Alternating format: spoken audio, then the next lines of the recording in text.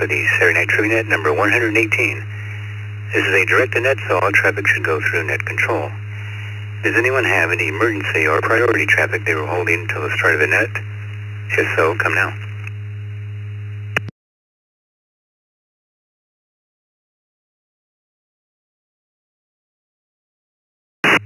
The format of the net is live trivia. One random question will be read to each person who checks in.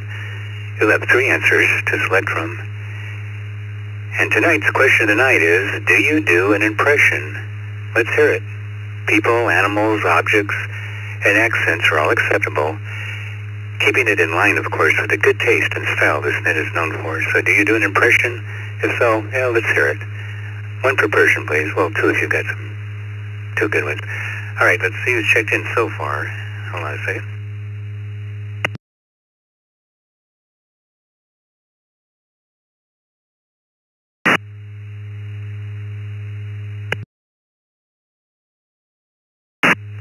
Okay, KJ6 AAR, German George and Scottsdale checked in by email. And we have JR2FJI, George in Kawagoe, Japan. N6MOT, Little Island, Monterey, California. All email check-ins. KK7HLD, Dave in Portland. KN6MIK, Mike in San Diego. Victoria in Phoenix, KK7AVK. We have KF6HDJ, Brenton, Pensacola, Florida. N7FGP, that's Scott in Houston, welcome back. K7FPS, Fred in Reno, Nevada with his new call sign. Nice going, Fred. You got one that matches your name. Cool. N5ZUA, Steve in Houston. KQ4UPK, Chris in Hollywood, Florida. K8BYU, Roy in Blasdale, New York. VK2DY, Robert in Kelly Ridge, Australia. KD6EIR, Wes in Grants Pass, Oregon. KD5AJC. Alex in Pasadena, Texas. Let me drop a second. KI7LAG, Patrick in Beaverton, Oregon. KI7ZRI, Don in Kennebec, Washington. Welcome back, Don. KC2JPQ, Frank. As you can make it, Frank, Lancaster, New York. W2AJR, Andy in Cheektowaga, New York. And WD8PIC, Bob in Slovenia. Welcome back, Bob. Let me try the prefix first. KN6JLX. and KN6JLW, Larry and Stephanie in Elk Grove, California. KU5MUX, Teresa in College Station, Texas. KD1HH, David in Raleigh, North Carolina. Looks like you're new. And KL4RCS, Rich in Meadow Lakes, Alaska. That's all I have checked in now from the text line and email. If anybody else would like to check in, full call sign, phonetically twice, please. This is Kilo, Juliet 7, Romeo, Victor, Bravo, KJ7, RVV. Kilo, Lima 3, Juliet Hotel. Kilo, Lima 3, Juliet Hotel.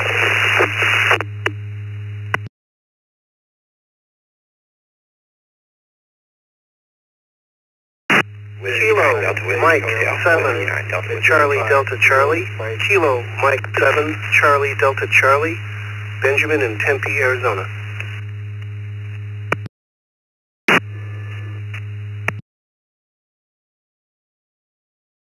Whiskey 9 Delta Whiskey Hotel. Whiskey 9 Delta Whiskey Hotel.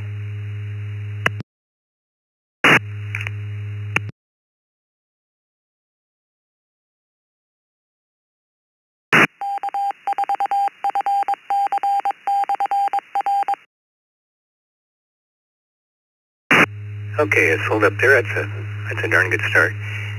We also have Ray in Cody, Wyoming. Welcome back, Ray, KJ7RVB. We have Pat in Chudiak, Alaska. Hope I got that right. KL3JH. David in Owensboro, Kentucky. Hello, David, W9DWH. And Ben in Tempe, Arizona, about 10 miles south of me, KM7CDC. Again, the question of the night. Do you do an impression? And if so, let's hear it. People, animals, objects, and accents are all acceptable. At the top, German George, by the way, checked in via email and already answered his question. He got his correct. Let's go to George in Kawagoe, Japan, and see if I may have given him the wrong time for the net tonight. Well, we'll see. JR2, FJI, are you out there?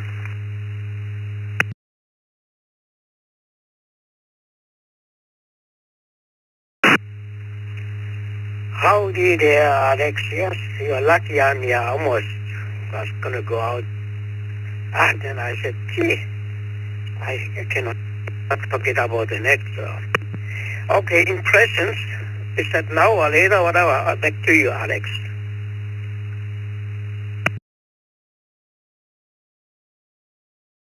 Oh, just anybody you want to impersonate. They don't have to be famous. You want to give it a shot?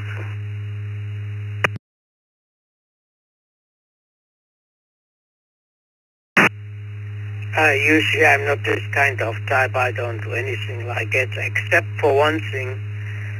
Whenever I encounter an unfriendly clerk, and there are plenty of them around here, Jesus, you know, I'm always kind, courteous, and smile.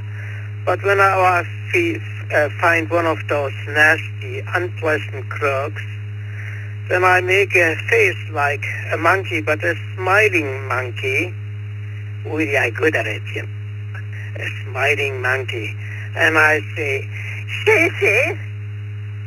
And the Japanese don't like them, you know. So they look at me like, gee, who is that nasty foreigner, you know? And I love it. Gee, I love it. Shishi. Or what do you?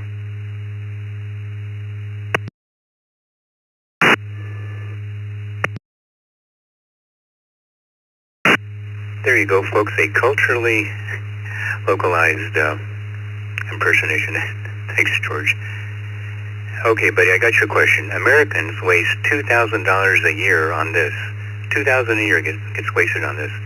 A, gambling. B, uneaten groceries. Or cat toys.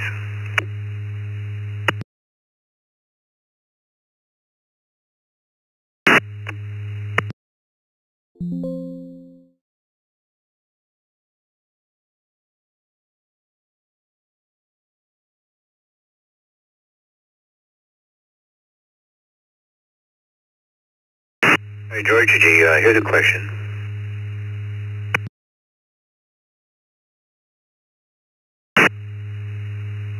Oh, okay. I heard the question. I answered, but I must have pushed the wrong button. I'll go with cat toys, because I do the same. I buy a lot of cat toys, but the cat looks at me like, what the hell is that? And then the cat says to me, "Say." Anyway, GR to FTI. Over to you, Alex.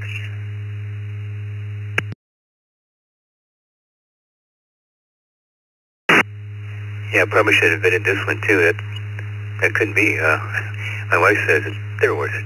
Actually, it's uneaten groceries is what Americans waste $2,000 a year on. If people would just eat all the food they buy, they would save on average $2,000 a year. Huh. Yeah. Thank you, George. Thanks for being there, buddy. Little Al in Monterey, California, N6 MOT. Do you do an impression, Little Al? If so, let's hear it. Oh, Alex. Good evening, everybody. Little Al here, N6 MOT. Are you still on the radio? Why are you going to be on that radio all night long? That's my wife. Anyway, I'm ready for a question.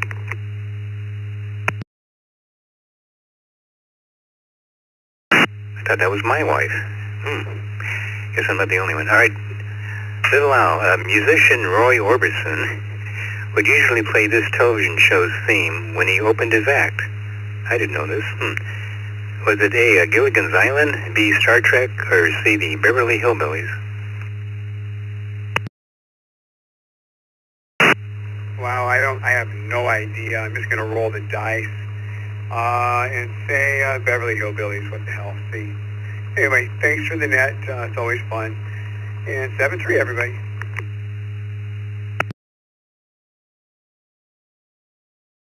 Over. I'm not even going to try that voice. Star Trek. No, he would play the theme to Star Trek. Roy Orbison would when he opened his act. So I never been to one of his concerts, and he appeared in Phoenix a couple of times at the Celebrity Theaters, and missed both of them. Anyway, thanks for the long. Got you down, and Dave in Portland is next. KK7HLD. All right, Dave, you do any impressions? Like I said, people, animals, objects, accents are all acceptable. This is KK7HLD. The only thing I can think of is it's too cold in here, which is what my wife says all the time. Anyways, KK7HLD.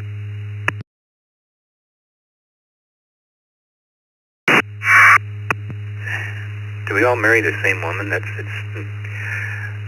I'm in Phoenix too, take that into consideration. All right, Dave, your question is, what is a bunghole? A bunghole, B-U-N-G-H-O-L-E. A, the hole in a cask or barrel where its contents are filled or drained. B, a test hole drilled to determine if it's worth drilling a well shaft. Or C, a board member of a homeowners association. What is a bunghole?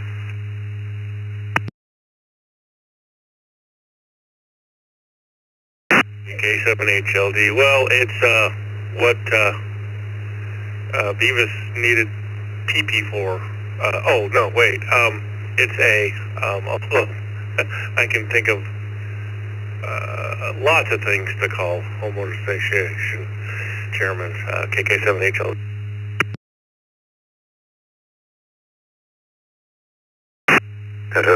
He said TP. It's the hole. You're correct. A bunghole is A, the hole in a cask or barrel where its contents are filled or drained. By the way, thanks to KF6HDJ Brent for sending me that question. He even provided the choke answer. Wait a minute, Brent. Thanks. Thank you, buddy. Mike in San Diego, KN6, MIK.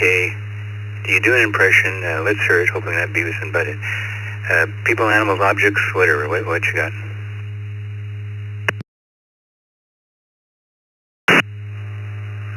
Good evening, Alex. Always a pleasure. KN6MIK, Mike here in San Diego.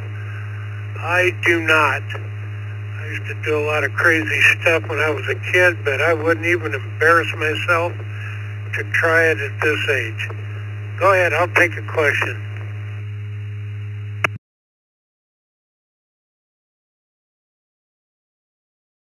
All right, Mike. It's no problem. It's just not for everybody. I know that. Your question is, well, here's one that everyone should know, Mike. What color is Tony the Tiger's nose? You know, the big cat cartoon character, sells Frosted Flakes cereal. What color is his nose? A, black, B, blue, or C, brown?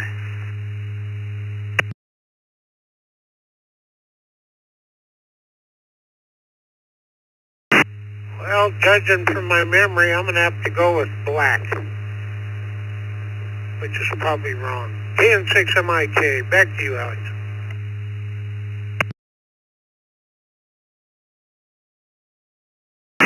Don't worry, Mike. I did this on another net the other night, and nobody got it there either. It's blue. Yeah, Tony the Tiger's nose is blue. Now, I don't know why you would put a blue nose on a tiger, but nonetheless, look up a picture of Tony the Tiger. He's got a blue nose. So, Lord. By the way, for our anniversary, I asked my wife if she'd mind spicing things up a bit by wearing a cat suit and trying something new. Yeah, you guessed it. She came out dressed as Tony the Tiger. It was not great. Thank you, Mike. Victoria in Phoenix, KK7AVK. Victoria, do you do an impression? People, animals, objects, maybe a cat. In your case, I don't know.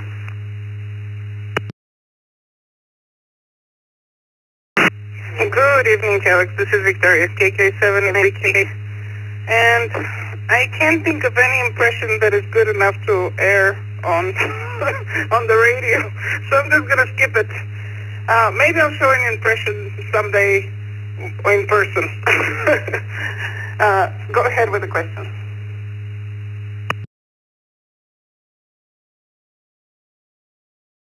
Yeah, an impression with a Bulgarian accent would be interesting. That would be and by the way, Victoria's going to the Charlie Kirk Memorial tomorrow here in Phoenix over at the Cardinal Stadium, so it's going to be quite a crowd over there. And she even painted a rock, did her artwork of Charlie Kirk, and they donated it to the main building anyway, and they took it in for her. So thanks for that, Victoria. Yeah, turning point. Your question is, Thurl Ravenscroft belongs to the voice singing "You're a Mean One, Mr. Grinch."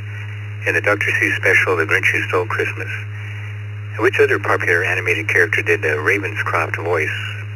A. Tony the Tiger, B. Bullwinkle Moose, or C. Mighty Mouse?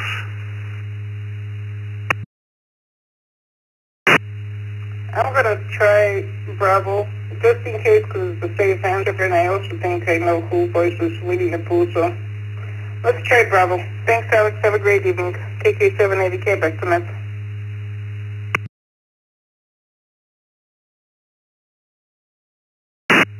It's a tough one for somebody not born here. It's Tony the Tiger. No, he wins again. Yeah, Thurl Ravenscroft is that voice, and it's great. He did that for 50 years before passing away. I don't think he had a blue nose though. Thank you, Victoria. Next up, Brent in Pensacola, KF6HDJ. Welcome, Brent. Do you do an impression? Let's hear it. People, animals, objects, and accents are all acceptable.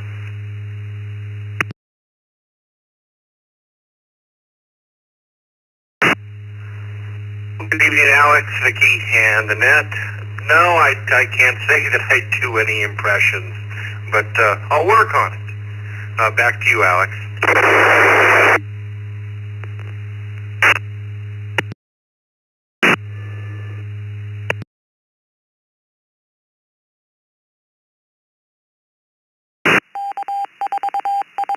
Thank you, Brent. Got you down. There are no impressions. Your question is, it's going to sound a little odd. It's not meant to be too odd.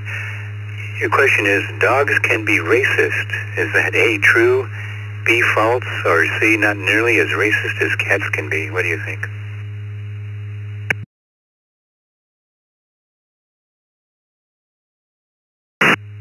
Oh, that's an interesting question, but I'm going to go with Bravo, KF6HDJ.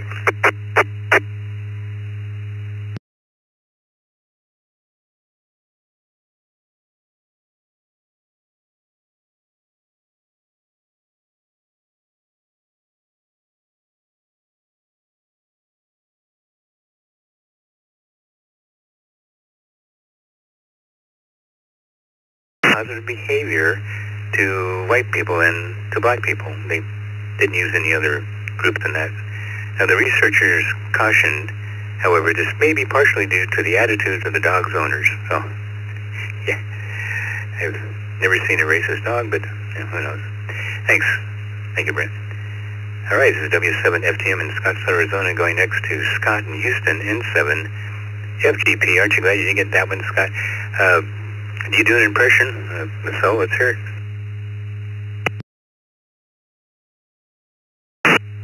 Good evening, Alex, and thank you and Vicky for doing the net tonight. No impressions for me. Ready?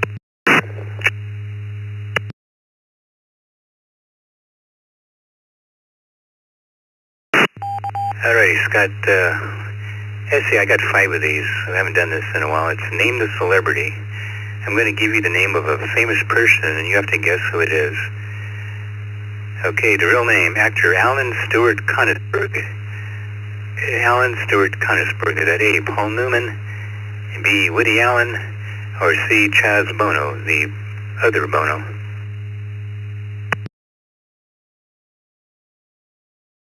Oh, let's try Alpha. Thanks for doing the net tonight. N7FGP.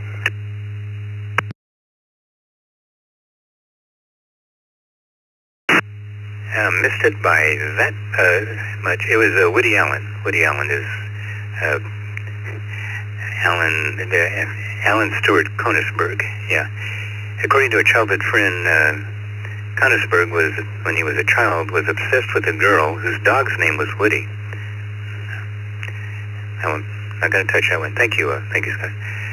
Fred Reno, K7 FPS. Welcome back, Fred. You do an impression. Oh, maybe Jane does. Let's hear it. People, animals, objects, accents, anything you got.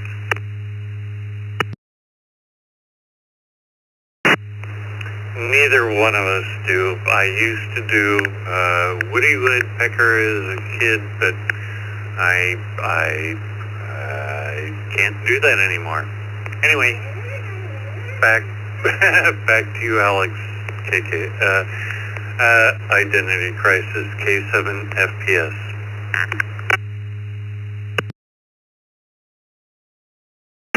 Got another cat, I see. Yep. All right, Fred, your question is, okay, name the celebrity. Number 2, comedian Eric Marlin Bishop. Eric Marlin Bishop. Is that A, George Carlin? B, Big Bird? C, Jamie Foxx?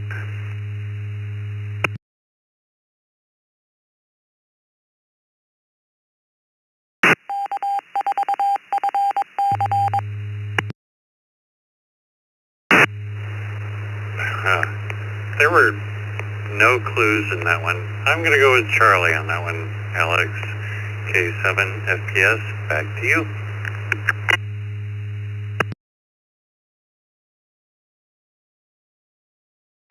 Yeah, you got it. Yeah, it was Jamie Foxx. Eric Marlon Bishop is his real name. Early in his comedic career, he thought he needed an edge, so he called himself Jamie in the hopes he'd be mistaken for a woman. Female comics back then got better time slots. Obviously, he didn't need the help. Living Color is one of the things. Anyway, thank you, Fred. Jane, would you like a question, or is she there? Was that really a cat?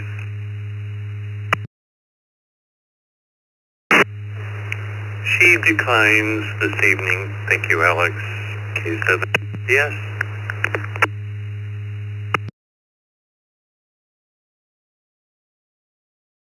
Okay, Fred. Thanks, guys. Appreciate you making it to the net. All right, next up we have Steve in Houston, N5ZUA. Now, I know you're doing some impressions, Steve. Let's hear your best one.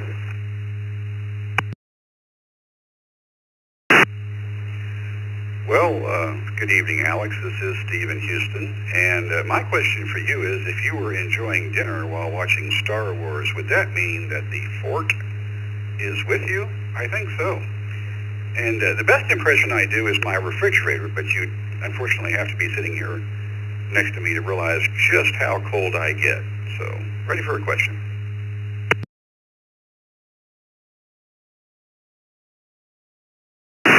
Yeah, well, sometimes I think my refrigerator's possessed. It makes these weird noises, and I probably filled it too full of beer. All right, Steve, your question is, name that celebrity. I got a few more of these. Actor Tara Lee Patrick. Tara Lee Patrick. A, Carmen Electra. B, Pamela Anderson. C, Snow White.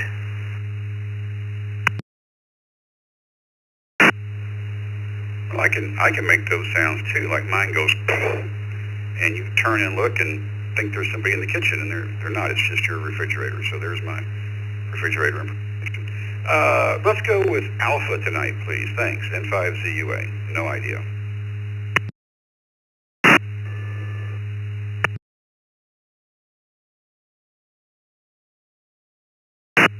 No, that's it. Carmen Electra. Carmen Electra is Tara Lee Patrick.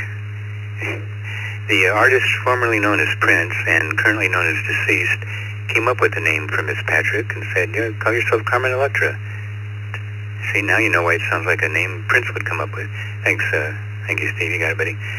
Chris in Hollywood, Florida. KQ4UPK. Chris, you do an impression. Let's hear it, buddy. Animals, objects, accents, whatever you got. To be honest with you, I don't do any impressions. My radio does about 5 of them, but I don't want to get in trouble, so I'll just say, but the refrigerator thing? Man, you talk about weird. It makes some weird noises. I'm ready for my question, and that's no joke.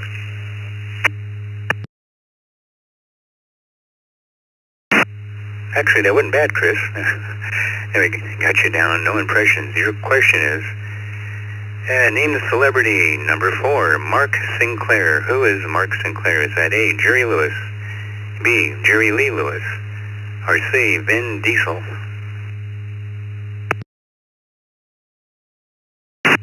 You know, I've been on a real losing streak, and I hope this one will be a winner. I'm going to say, hopefully.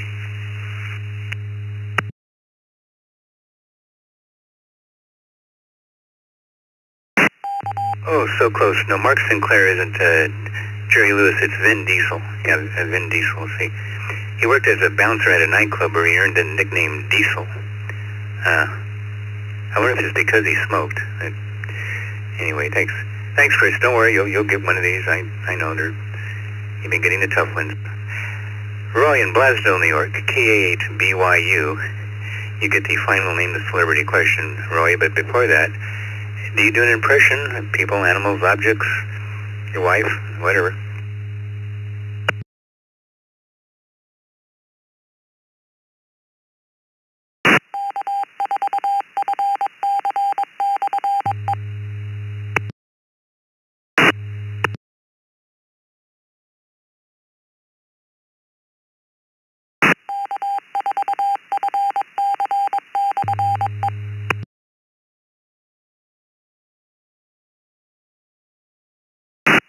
Try to get it, Roy. I hear you trying to get in K8 BYU.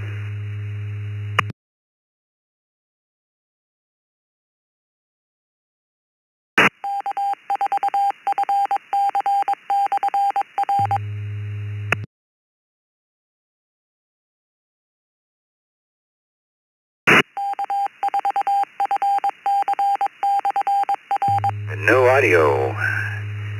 K8 BYU, Roy.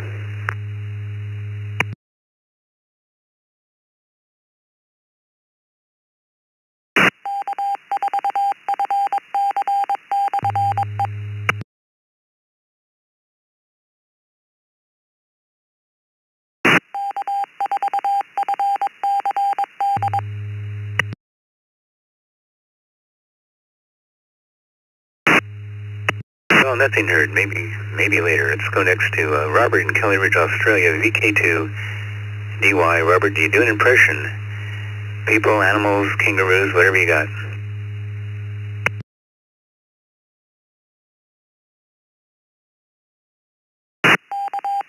VK2DY. I'm trying to decide whether it's been a long time since I've done any kind of animals.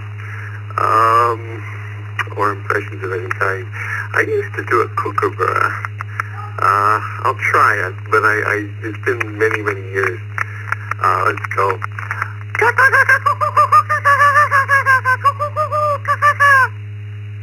Okay, how's that?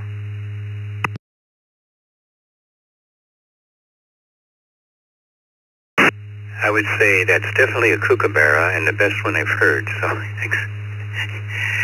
Thanks, buddy. Yeah, thanks to the movies, we know the like over here. Appreciate it. All right, your question is, you get the last one. These name the celebrities. Everybody's cheering. St. Jones, David Jones. A, Davy Jones of the Monkees. Duh. B, Tom Jones. C, David Bowie.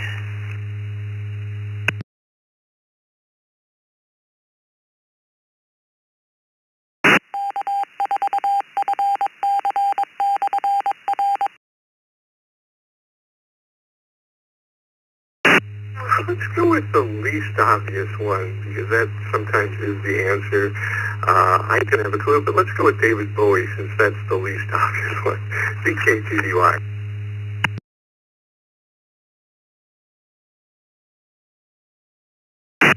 Right you are, yeah, but David Bowie's name is actually David Jones, and he started getting popular about the same time as Davy Jones of the Monkees, and so, because he didn't want to get confused with being a pop teen idol, Davy Jones, he changed his last name to Bowie, because he was apparently a fan of Jim Bowie and the Bowie knife. At least that's what he says. Thanks, Robert, you got it. It's a W7FTM along with Vicky K8VKY, and you're listening to the Saturday Night Trivia Net on the East Coast Reflector, and we're going next to Wes, Oregon, KD6EIR. Now, Wes, I know you impersonate a singer. Do you do anyone else? People, animals, objects, steel guitars, whatever?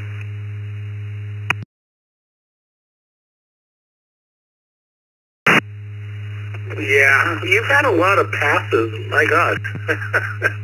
So I'll give you a three-pack really fast. Nixon, I'd like to make this excellent player. And I like Groucho Marx when he says, Nice to see you're back. We've already seen your front. And finally, W.C. Fields, when they handed out noses, I thought they said roses. So I asked for a big red one.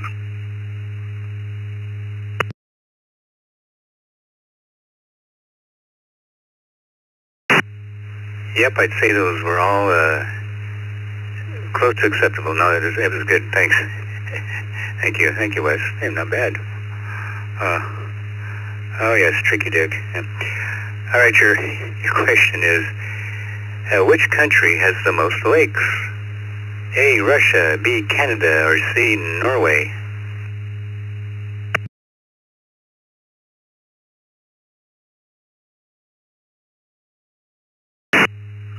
Ooh, that's a hard one.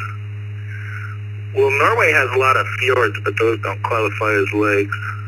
Russia has 11 time zones, so you'd think they could stick a bunch of lakes in there. But I'm going to say Canada, because it's just north of Minnesota, which is the land of 1,000 lakes. So who knows, maybe Canada's got 10,000 lakes. Let's go with Canada.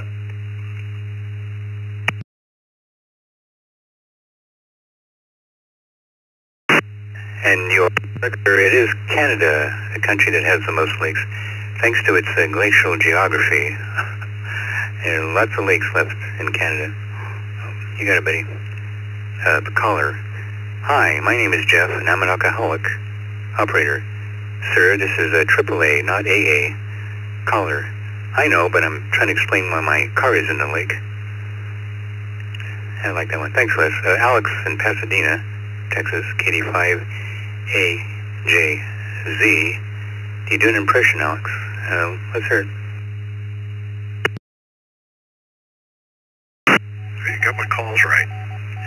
I used to do an impression. It was of a Cylon from Battlestar Galactica, but it required a coffee can, which they don't make, a fan, which I don't have, and a lot of alcohol, which I haven't drank.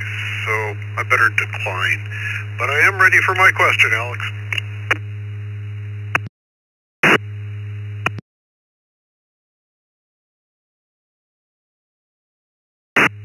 Yeah, just don't be one of those karaoke singers that gets up and thinks they can sing when they can't after a few drinks. All right, your question, Alex, is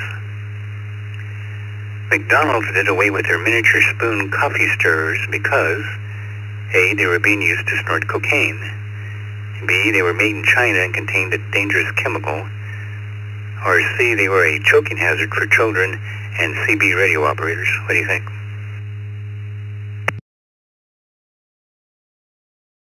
I think all three are true, but probably A is probably the best one.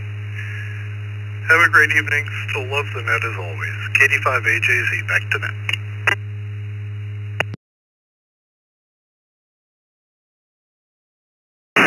Yep, they were loving it. Yeah, they were being used to snort cocaine, so. Okay. Thanks, thank you, Alex. Patrick at Beaverton, Oregon, KI7LAG, welcome back. Do you do an impression? Again, people, animals, objects, accents, whatever you got. We'll take it. Good evening, Alex. This is Patrick, KI7LAG. Beavis and Bedhead, usually the only thing that comes to mind, but I'm not going to do that on the net, so let's go ahead with the question.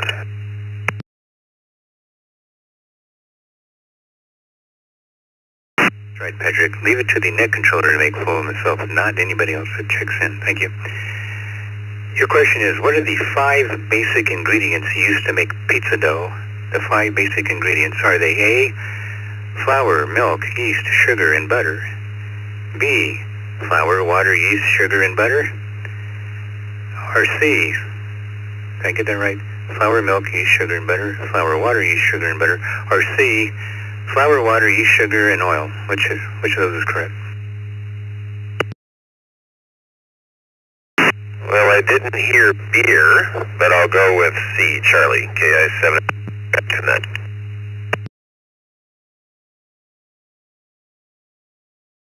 Yeah, and that wasn't that easy either because they're almost all identical, but you're right. It's the oil. You know, flour, water, yeast, sugar, and oil are used to make pizza dough. Now, my wife and I like to make our own pizza at home, But I tell you what, making pizza is like making love. If you're going to use barbecue sauce, you better know what the hell you're doing. Thanks, Patrick. And Don in Kennewick, Washington, who I'm sure has done the same, KI7ZRI. Don, you do an impression. I'll bet you do. Well, hey there, Alex. I do impression, but it's not good, nor is it appropriate. And just like Patrick said, I'm never going to score. Give me that question.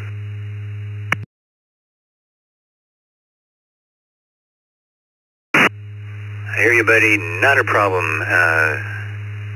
Okay, here we are. You get the weird news trivia story of the week, Don. Here it is. Which of the following headlines was an actual news story from last week? A. McGruff the crime dog goes undercover to investigate furry terrorist cell.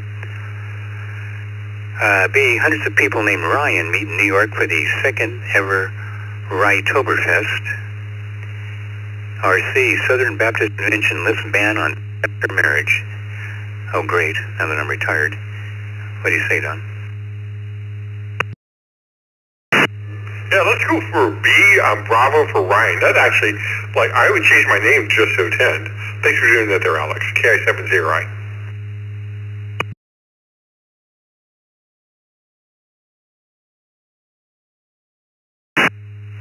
And you are correct, sir. Yes.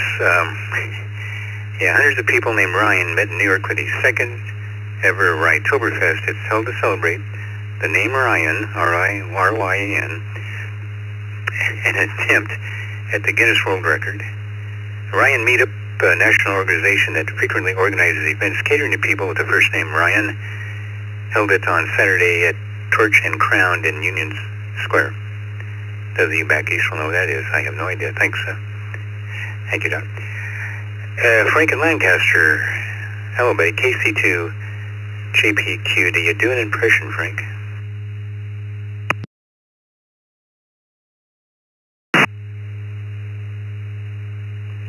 Good evening, Alex and Vicky, and anybody listening to this net. Yeah, I do. You remember that animation? It wasn't really a cartoon. It was a little boy and his dog, Davy and Goliath. The dog would always, the kid would get in trouble, and he'd go, "Gee, Davy, I don't think we should do that." But that's about my best impression. I'm ready for my question, Alex. Bail me out. Thank you. I'll send it back to you.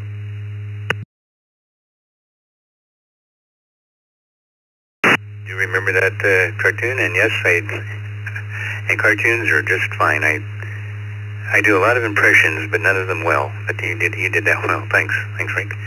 The question is, what surgically implanted medical device stimulates the auditory nerve in order to help hard of hearing people process speech in different sound environments?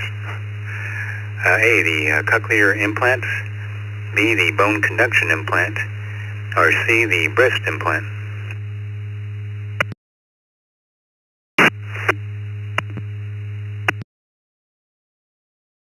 It's a good question because I worked with a guy that was deaf and was thinking about having that operation. I'm going to say A, Alpha. Good talking to Alex, and have a great week. Talk to you next week, KC2JPQ.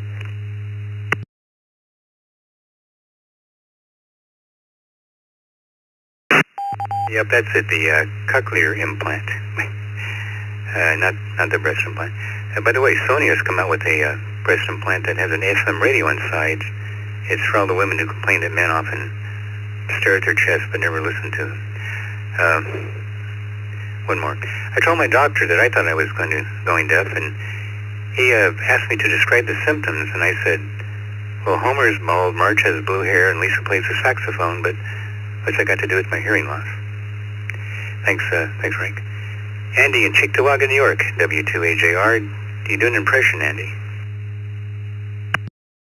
Good evening, Alex. I do a magnificent impression of a tree stump when my wife is talking to me. Back to you.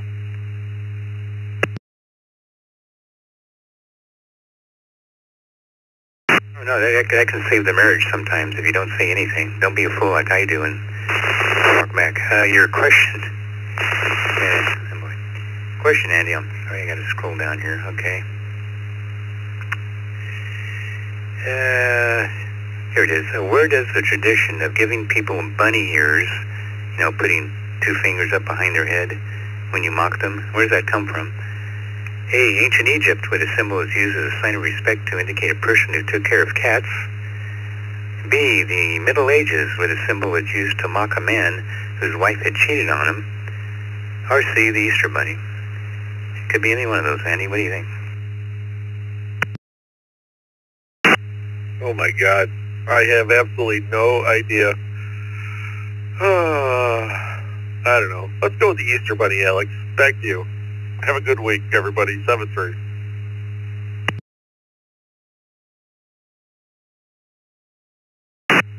Andy, do you still believe in the Easter Bunny? That's all right, I do too. Actually, it's B, the Middle Ages. Putting the two fingers up behind someone's head and mocking them comes from the Middle Ages, where the symbol was used to mock a man whose wife had cheated on him. They were originally called cuckold horn. Yeah, see, nobody knew that, but now they do. Thanks, Andy. This is W7FTM, Scottsdale, Arizona, going next to Bob in Sylvania, Ohio, WD8PIC. Bob, you do any impressions?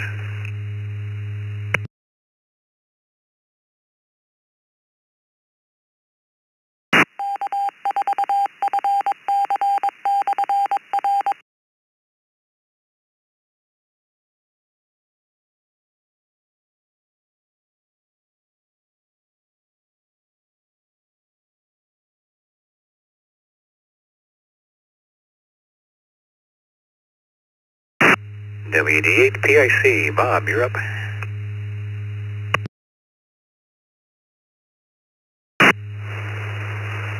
Okay.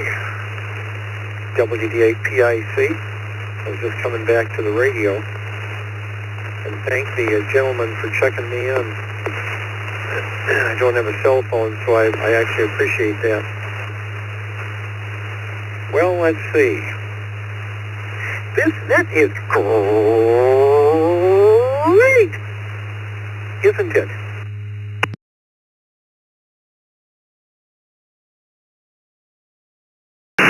Thank you, Bob. Keeping with the early theme of the evening. I appreciate that, buddy.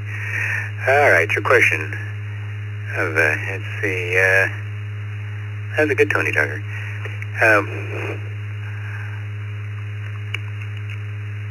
Here we are.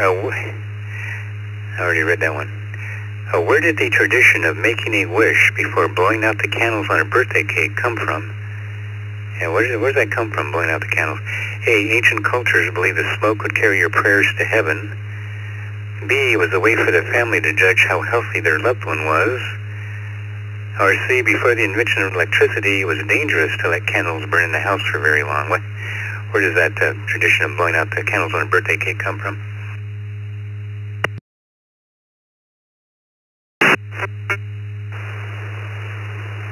Ooh, a little bit of noise on me. I'm gonna guess A. I'm gonna guess A. I have no idea. So, and did you answer your question, Bob? Yeah, I did. Remember that from the street?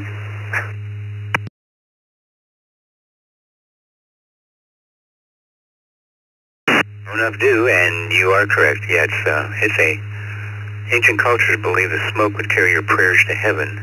So, oh, by the way, blowing out the candles on a birthday cake, I think I mentioned this before, is the only time it's acceptable to spit on food that's about to be served. When you blow on the candles, your spit kind of sprays on it. Sorry if I spoiled your birthday party, but you got it, buddy. Thanks. Thank you, Bob. Larry and Stephanie in Elk Grove, California, KN6, JLW. Either you guys do an impression. Like I said, people, animals, objects, accents. What you got, if anything? Hi, Alex. This is Stephanie, KN6JLW, and Larry, KN6JLX. Larry does no impersonations of anything or anyone. And I have a wide variety of possibly offensive impersonations. And since one of my school site's teachers is already on administrative leave this week for saying something incredibly stupid. I will abstain. Go ahead.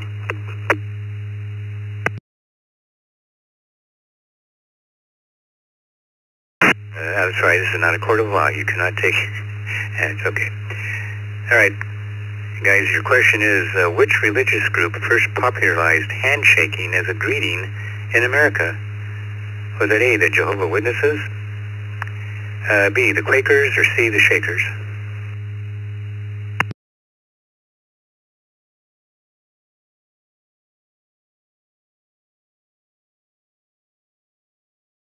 Right, we're guessing Bravo, the Quakers. We'll talk to you tomorrow. Thanks for the net.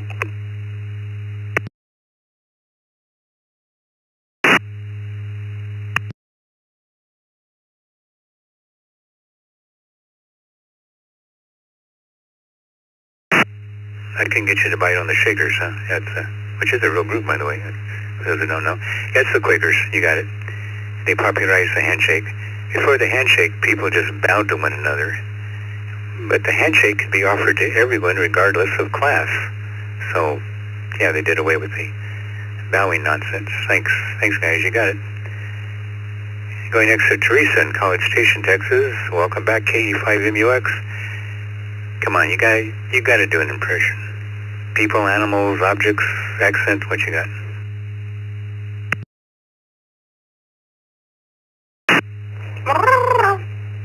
Yeah, I don't do any impressions. As far as your last question with the Quakers, also kind of helps to know that answer if you know that they're also called the Friends, or Friendship, something like that. Anyway, what's my question before I dig myself into a hole I can't dig myself out of?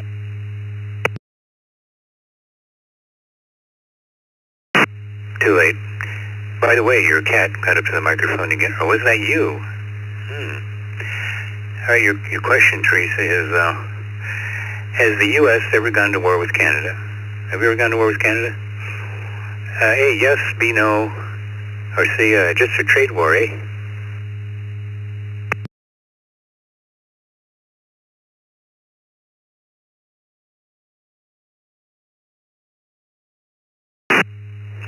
I think I'm going to go with A. Yes, we have.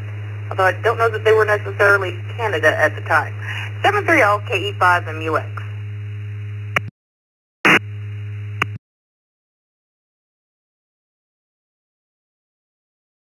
Oh, you college girls would know that. Yeah, you're right. Yeah, we did. And you also described it accurately. It was during the War of 1812, several parts of Canada took the side of the British. They chose poorly. Thanks, Teresa. David in Raleigh, North Carolina. It looks like you're new K1 DHH. Welcome to the Saturday Night Trivia Net. Do you do an impression? People, animal, object, anything you want to offer?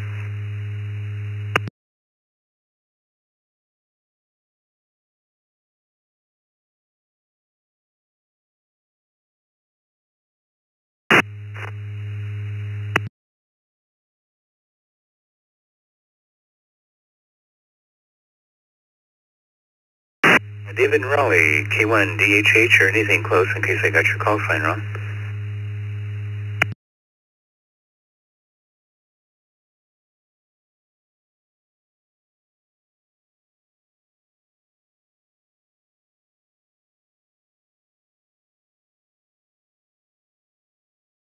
K1 EDH.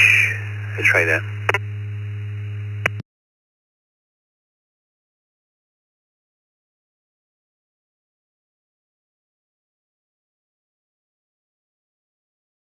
Buddy, whose call sign starts with a K. Oh, wait a minute. That wouldn't be a good idea. Okay, well, we'll try later. We're almost to the end of this round anyway. About 7 or 8, 9 people. Left Rich in Meadow Lakes, Alaska, KL4RCS. Tell me, Rich, do you do an impression?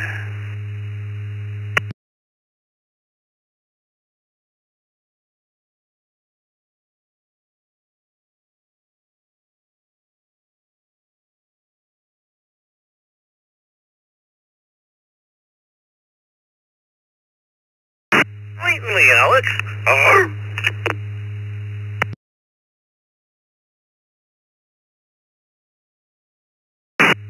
Thank you, Curly.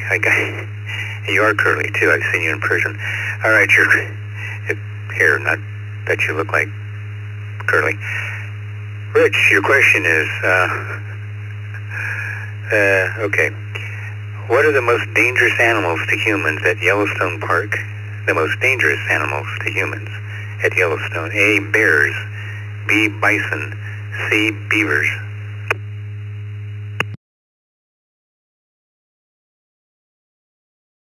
Going with Charlie on this one. Thanks for doing the great net there, Alex. Appreciate you, Gail, for RCS.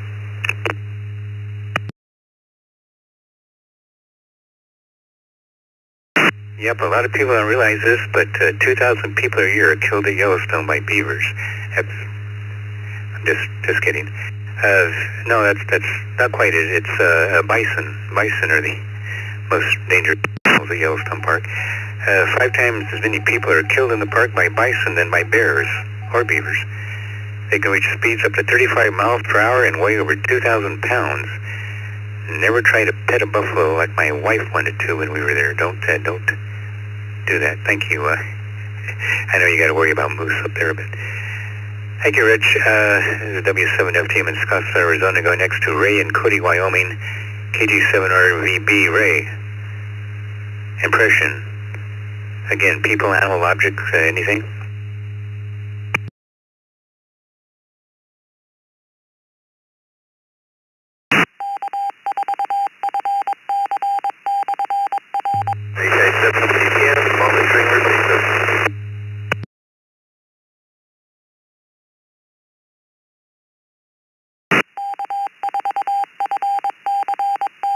Hold on a second, we're doing that, going to Ray and Cody, if he's still there, KG7RVB.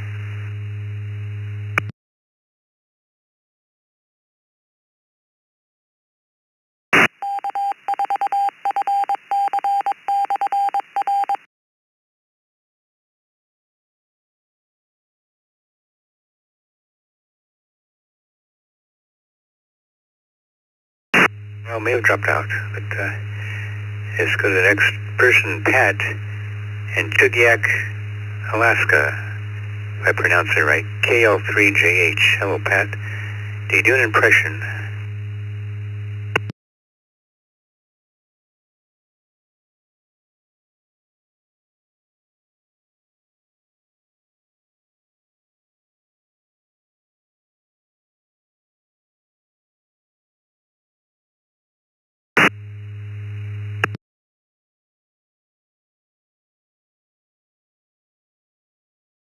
KL3JH, Pat, in Alaska, are you with us?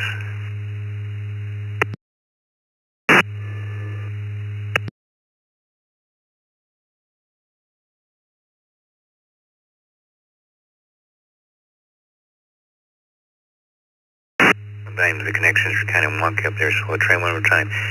Pat, KL3JH, are you with us or against us?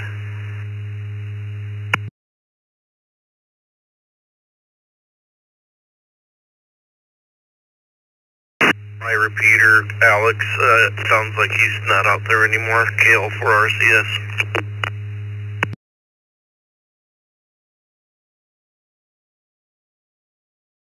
Well, all you guys in Alaska share the same repeater. Just kidding. Thanks, Rich. I appreciate that. Again, we're getting close to the end, so we'll call for more check-ins. Let's go to David, Nowensboro, Kentucky, W9DWH. David, do you do an impression? People, animals, objects, accents, possums, whatever you got.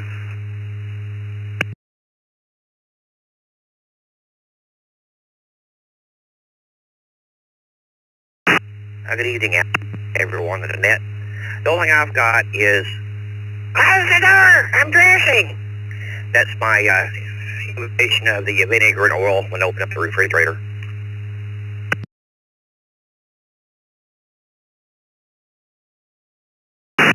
You know, I'm going to get jealous here in a minute. All these guys are married to my wife, so that's okay. All right, David, your question is, well, David, when a squirrel is splooting, S-P-L-O-O-T-I-N-G, splooting, what is it doing? A, marking a tree as its territory. B, stretching out on the ground to cool off. Or C, looting a grocery store for its nuts. Must be the California squirrel. What do you say, David?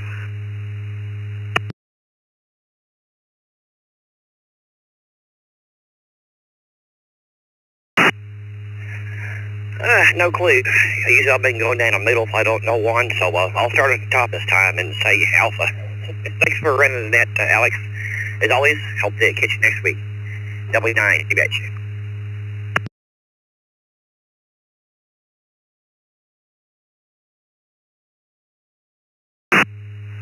Well, thanks, David. Yeah, I guess A and B could be, either one could be possible. It's when a squirrel is splooting, he's a B, stretching out on the ground to cool off. Yeah, he's just relaxing. We don't have too many squirrels in downtown. Well, in the city part of Phoenix, on the outskirts we do, but we, except for ground squirrels. Anyway, thanks. Thank you, David. I've never seen one do that, but I know that most of the other animals around here do that because it's damn hot out here.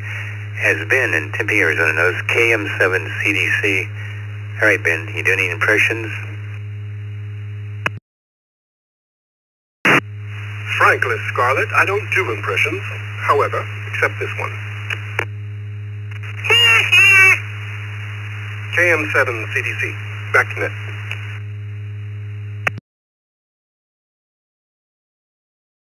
Works. Simpsons fan. And thank you for not saying damn on the radio. We really don't use that word around here, so I, all right, your question, Ben, is kind of a long one, so pay attention. California's Camp Fire in November of 2018 claimed many lives, both human and animal. Andrea Gaylord barely made it out alive and was forced to leave her two beloved dogs, Miguel and Madison, behind. 2 weeks later, Miguel was found by rescuers 87 miles away. And 2 weeks after that, Madison was found, A, at a rest stop 145 miles away, B, being cared for by a good Samaritan who found him, or C, sitting on the ashes of their home waiting for a Gaylord to return. Which of those is true? I don't know if you saw that story or not, but what do you think?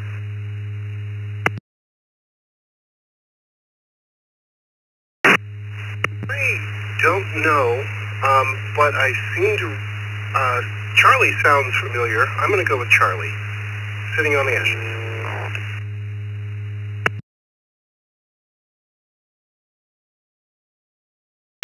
Yeah, that's someone, Ben. Yeah, he was sitting on the ashes of their home waiting for Gaylord to return. And she was finally allowed to return to her property for the first time several weeks after the fire and saw the astonishing sight as she pulled up. There's her dog just waiting for her. I'm sure Madison was getting tired of eating fried California squirrel by that point. Anyway, thanks. Thank you, Ben. Timothy in Tillamook, KK7NXV. You do an impression. Again, people, animals, objects, accents, anything. What you got, Timothy?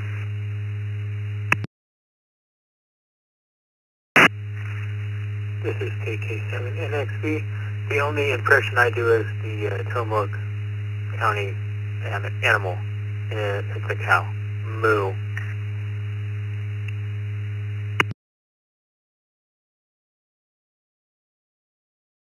Was that a cow?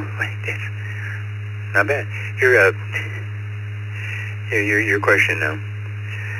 Timothy, is the city of Portland, Maine, not the one on the West Coast, Portland, Maine, has an ambulance that only responds to A, people of color, B, people who can't drive themselves to the hospital, or C, people who need a prescription for medical cannabis but can't leave their homes.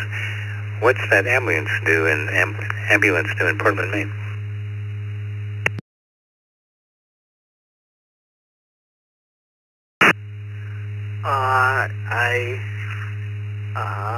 I'm unsure, so I'm going to go for Bravo. KK7NXV, back to net.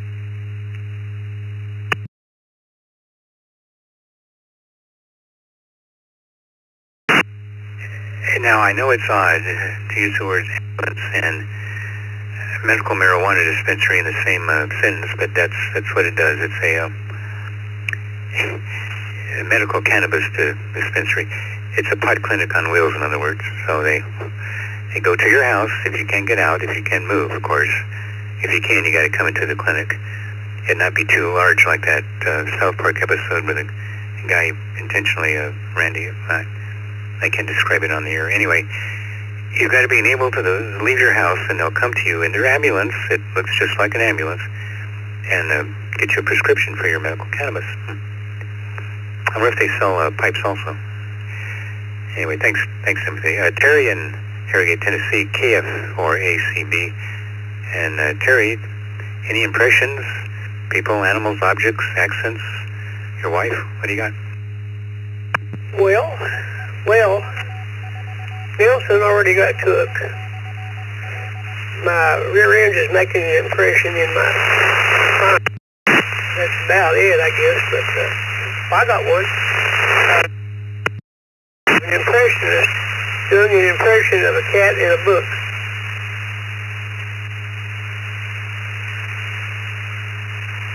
Get it?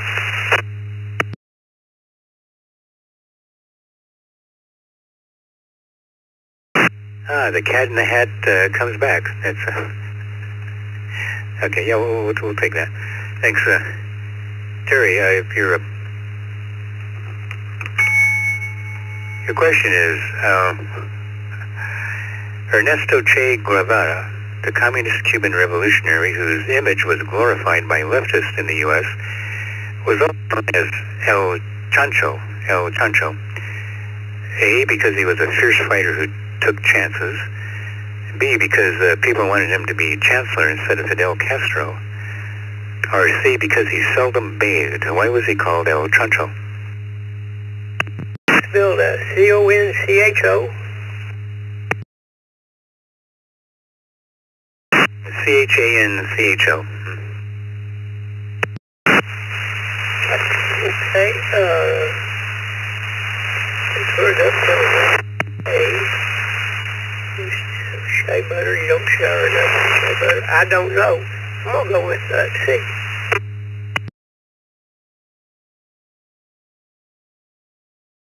Yep, when in doubt, Pixie, you are correct. He was called El Chancho, Che Guevara was, because, he seldom bathed. El Chancho means the pig in Spanish. Yeah.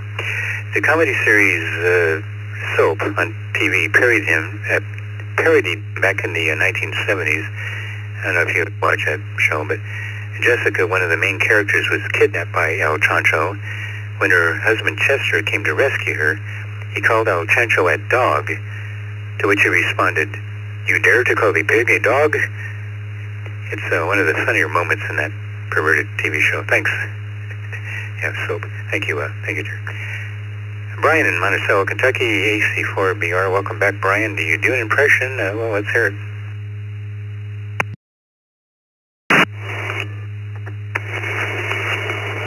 Good evening, Alex, Vicky, and everybody on the net. Well, no, unless you consider, sometimes I've done an impression of Wile E. Coyote, but that requires falling from a significant height. So, but no. What's my question?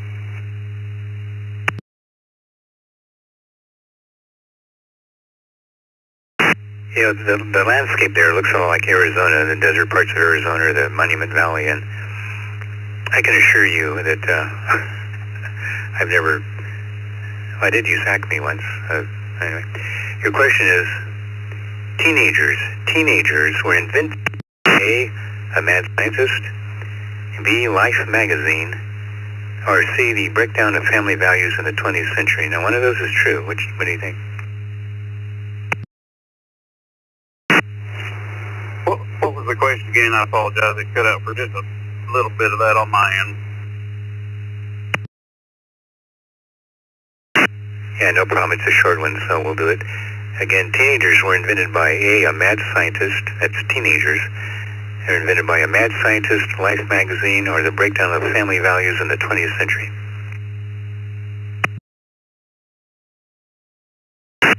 Well, I'm glad I asked again, because I thought you said dentures. So I was really confused. But anyway, I'll go with, I guess, B, Bravo.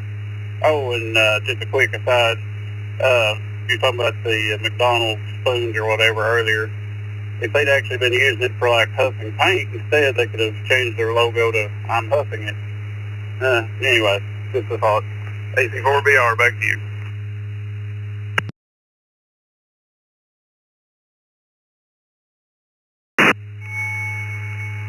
Good point.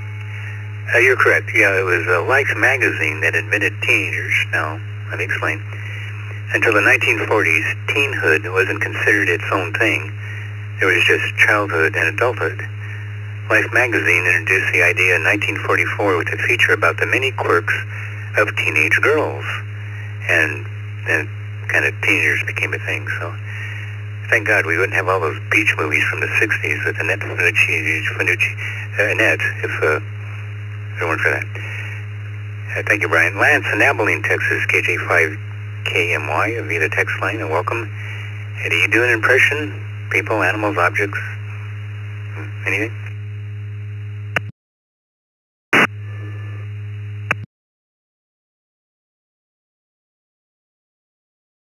Well, Alex, impressions aren't my best quality, but I'll give this one a go. Fear is the path to the dark side. Fear leads to anger. Anger leads to hate. Hate leads to suffering.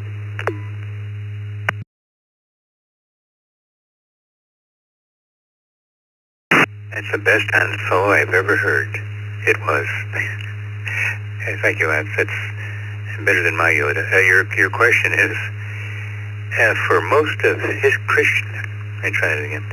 For most of Christianity's history, people attending church would A, pay a cover charge at the door, B, bring their animals inside the church, or C, remain standing.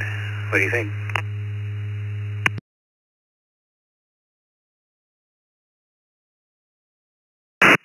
Well, I'm toying between B and C, but I would say C.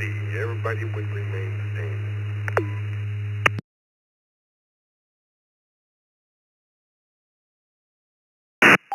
And right you are, Lance. It's because early Christian churches had no pews, and people were expected to stand for the entire service. Sitting only became popular after the Protestant Reformation, with its greater focus on long sermons, as any of my fellow Southern Baptists will know. Yeah, nobody would go to the church if we couldn't, few people. Only the very, very dedicated.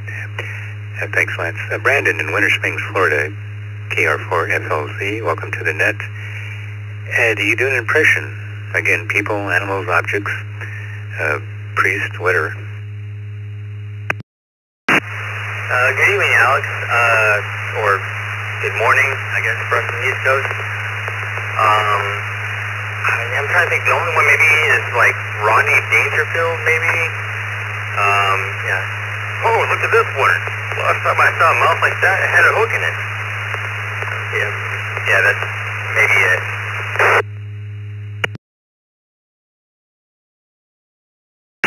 Yeah, it's good. It's one of my favorite comedians, by the way. Some of his lines were excellent. Like, my mother refused to breastfeed me. She said she just wants to be friends. Anyway, probably flubbed the joke. Anyway, your question is, it's the year 1920, and you're an American who just arrived in Ireland to celebrate St. Patrick's Day. As you head down to the local pub to enjoy a green beer, you're shocked to find out that A, only native Irish-born residents are allowed in, and B, the British have placed soldiers around the pub to quell any celebration violence, or C, the pub is closed.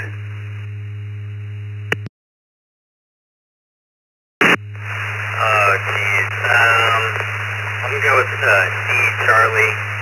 Yeah, I don't really know on that one. KR4FOC, back to Hector.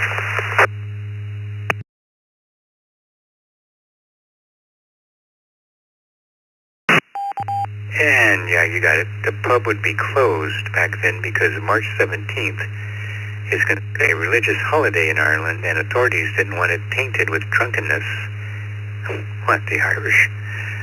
So all the pubs were closed, yeah. The law wasn't changed until 1970, so until 1970, you could not celebrate St. Patrick's Day in a pub in Ireland. Thanks, Brandon. You got it, buddy. All right, it's W7 FTM, along with Vicky K8VKY. We're taking more check-ins for the Saturday Night Trivia Net. Full call sign phonetically twice, please. KC1 QPO. KC1 QPO. Good evening. KO4 CLD. KO4 CLD. KJ4RH. KD3BPA. KD3BPA.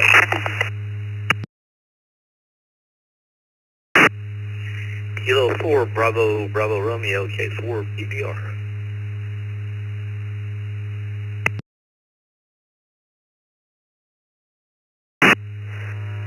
KI5 WWU Kilo India 5 Whiskey Uniform.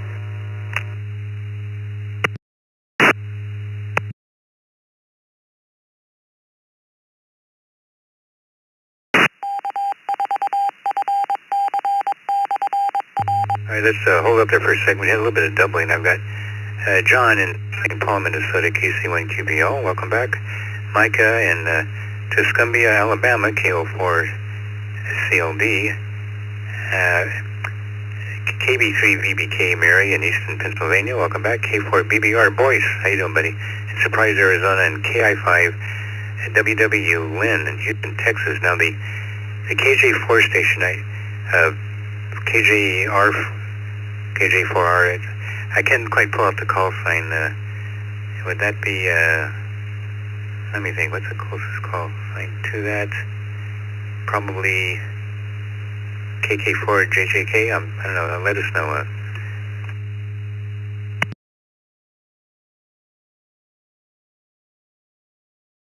It may have been Kilowatt Delta 4 Romeo Hotel Lima.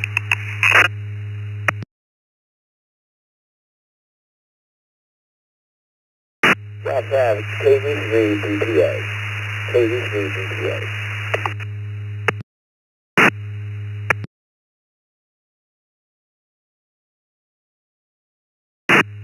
Okay. The Kilowatt 1 at GC Tomato, VK1 at JT Canberra, Australia. All right, let's go with what we have here. Do you do an impression is the question of the night. Let's hear it. People, animals, objects, foreign accents, all are acceptable as long as they're in good taste. Up to John in South St. Paul, Minnesota. Oh, what do you got?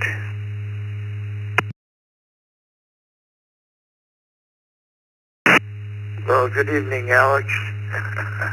Impressions, huh? I don't. I'm told I have at times a bit of a Irish brogue, but I don't really hear it in myself, that's all. That's about as impressive as I get. What you got for me tonight, my friend?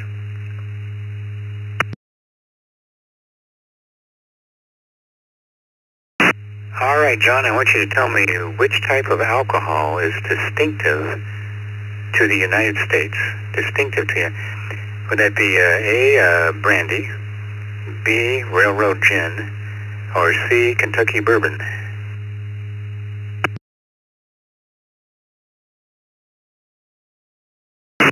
Well, I'm gonna, oh boy, I'm gonna have to go with the stuff the boys made by the railroad tracks, because I'm totally guessing. Brandy's been around, it's not American, maybe whiskey, but I'm gonna go with the other. That's just a wild guess.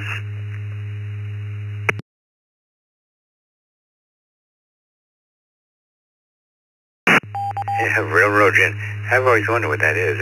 Actually, we're looking for Kentucky bourbon. Yeah, it's the only distinctive to the United States. Now, bourbon's been around. It's just Kentucky bourbon is its own little mixture, apparently. I don't drink hard liquor, so I wouldn't know. Yeah, I like railroad gin, though. And like a fool, I mixed them, and it strangled up my mind. You know, people just get uglier, and I have no sense of time. You know, the sad thing is even Bob Dylan can sing better than I do. But thank you, John. I appreciate you checking in. Let's go to Micah in Alabama, KO4CLD. He did an impression. Hopefully better than that Bob Dylan one. People, animal, objects, anything?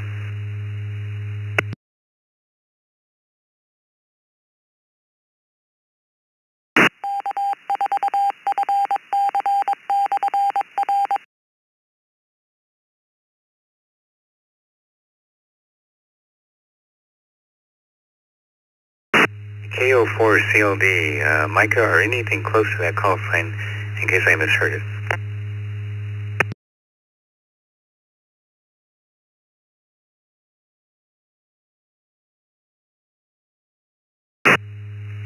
You got Victor Kilowatts 1, Juicy Tomato, VK1JT, Canberra, Australia.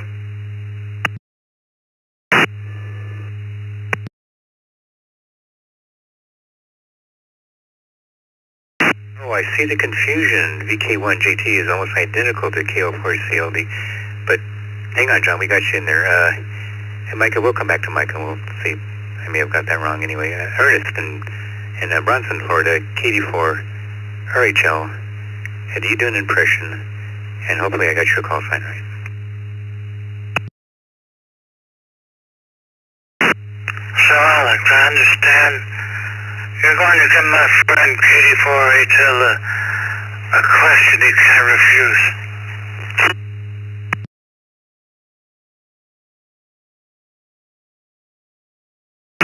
Wow, you do my wife too. That's thanks very sweet. We all recognize that voice. Your question is hang on a second. It's an entertainment question, and it's weird. Expanded cinematic universes have actually been around since the 1940s. Now today you got versus Batman. All the Marvel characters and several recent horror movies fit that mold. You know, they intermix with other movies. Which movie is considered the first one to do that? The first expanded cinematic universe? Was that A, Frankenstein meets the Wolfman, B, Abbott and Costello meet Frankenstein, or C, Frankenstein meets his twin brother John Kerry? What do you think?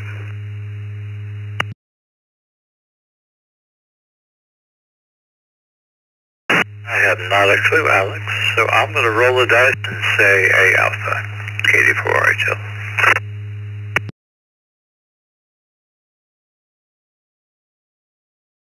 It looks like you got the lucky 7. That is correct. Frankenstein meets the Wolfman was the first expanded cinematic universe or mixing of movies. I mean, it's did I see that one? Yeah. Anyway, I'd like to have Abbott Costello meet Frankenstein, though, but that came later.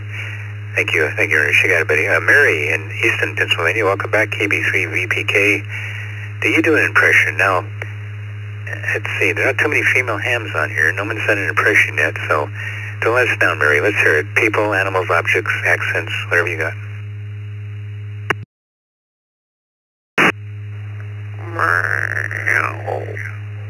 Meow.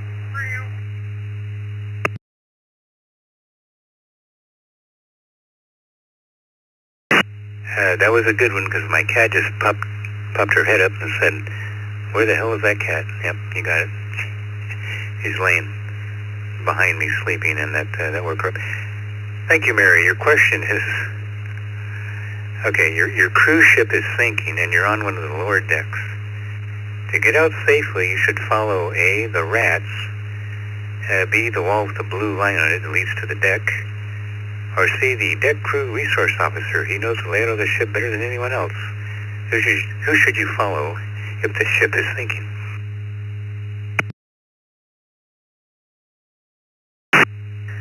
Okay. KB37 CPK. I'm hoping there's no rats on my ship, so I'll follow the blue line. Back to you.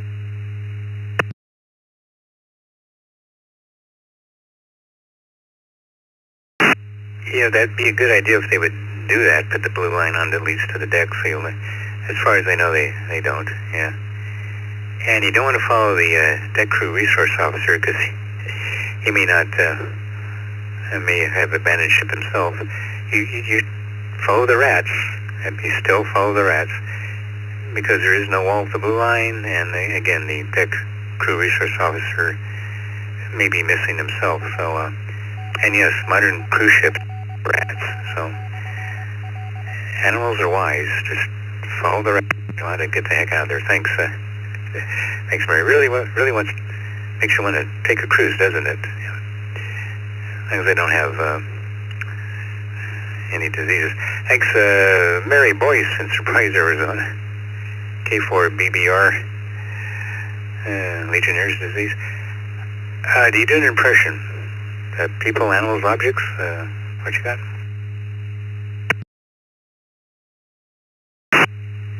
Good evening, Alex. I probably only do one, and I do it I do it poorly. I do it all the time, and people kind of like get tired of it, but it's actually just a really poor impression of myself. I need a question that I can answer correctly.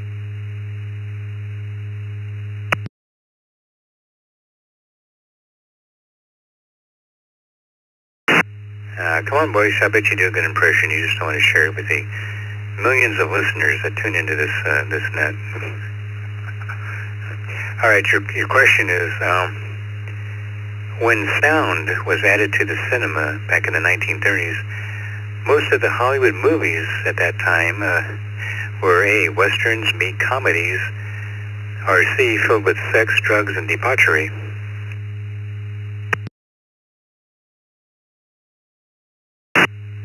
I'm going to go with westerns because there were a bunch of old westerns. I will tell you a bit of trivia about silent movies, though. My great-great-grandfather posthumously won the Confederate Medal of Honor for actions in Virginia, and in 1910, his grandkids took him to the first movie theater in Spartanburg, South Carolina, and it was a Civil War movie, and it was silent, but he stood up and started screaming orders and cussing the Yankees, and they kicked him out of the theater. So, but I'm going to go with westerns.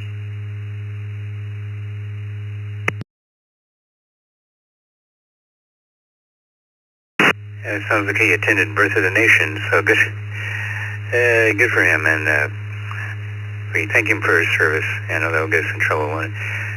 Actually, it was when sound was added to cinema in the 1930s, most of the Hollywood movies made were C, filled with sex, drugs, and debauchery.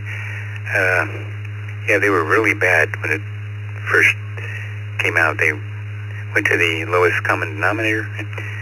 The Hays Code of Conduct was adopted in 1934 to put an end to all the filth. It was terminated in 1968, but Hollywood has always found ways to get around the code. I mean, there's always westerns, comedies, and all have been around, but boy, those early movies were really kind of raunchy by today's standards, and that didn't stop Hollywood. Thanks, boys. Let's go to Lynn in Houston, KI5WWU. You do an impression, Lynn. People, animals, objects. Oh.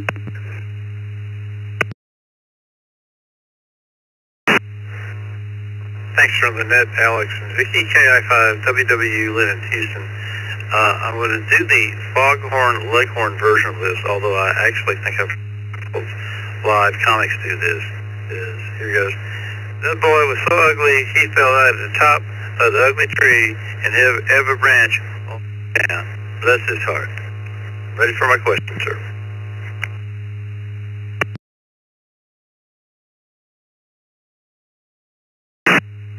Oh, I liked Foghorn Leghorn when I was a kid. Actually, that boy's about as sharp as a bowling ball. Yeah, thanks for your nice one. Your question is, the Electric Light Orchestras, or ELO's, Fire on High song has this back-masked message in the opening sequence. You remember when they used to play the records backwards, you could hear something? What's the message? A, the music is reversible, but time is not. Turn back, turn back. Or B, we were a much better band when we called ourselves The Move.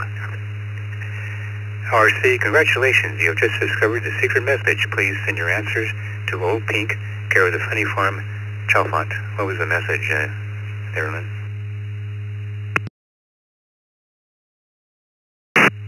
Great question. I used to listen to ELO back in the day. I'm going to go with Alpha. I don't really know, but I'm going to guess Alpha. Thanks, Alex. Back to you, sir. KI5WWC.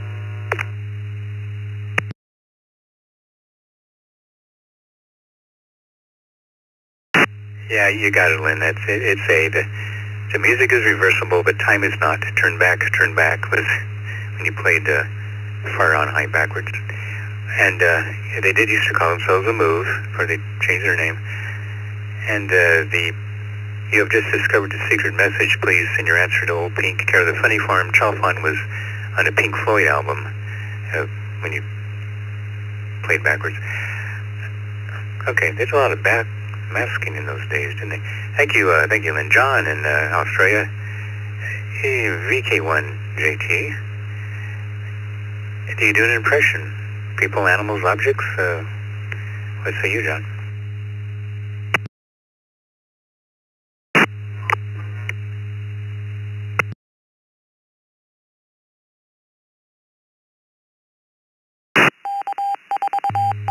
No, sorry, I do not do any impressions. I'm bad at all of them. Back to you.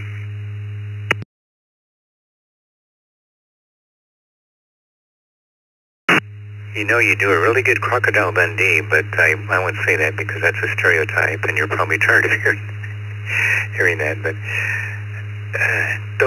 okay, your question is,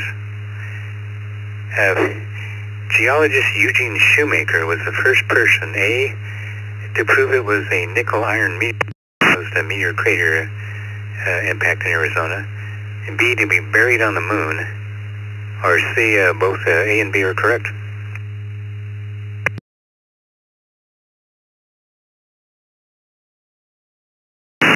You guys see, Shoemaker was the kind of type that didn't want to be buried on the moon.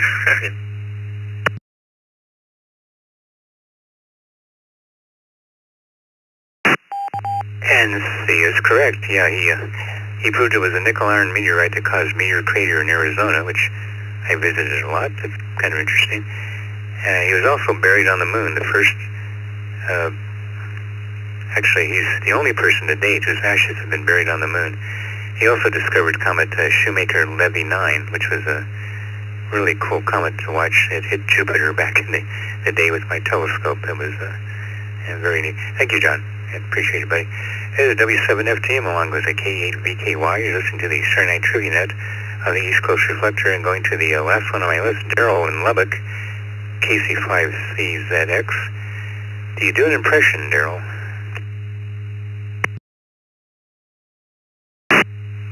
Well, hey, boo-boo. We'll get on with our questioning. KC5CZX, go ahead.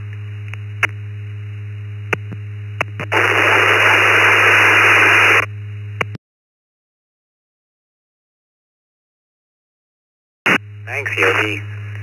Your traditional flatbread is often considered to be the progenitor of the pizza. Progenitor. We know and live today. Which country did that flatbread originate? A, Egypt, B, France, C, Hungary.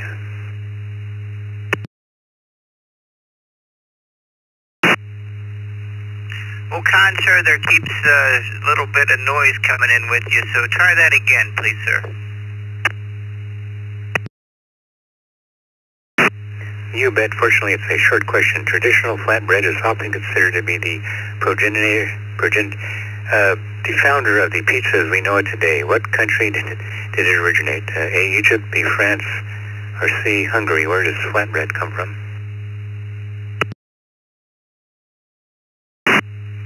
Well, I do believe that is Hungary, sir. Go ahead.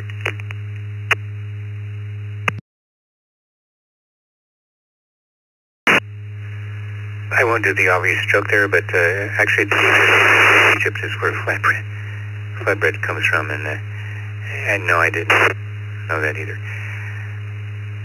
Okay, more trivia for you. All right, thanks, General. Taking more check-ins for the Eternity Trivia Net. Full call sign, phonetically twice, and slowly, please.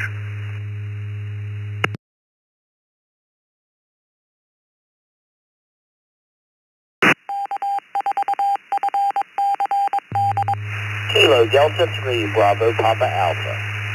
Kilo Delta 3, Bravo Papa Alpha.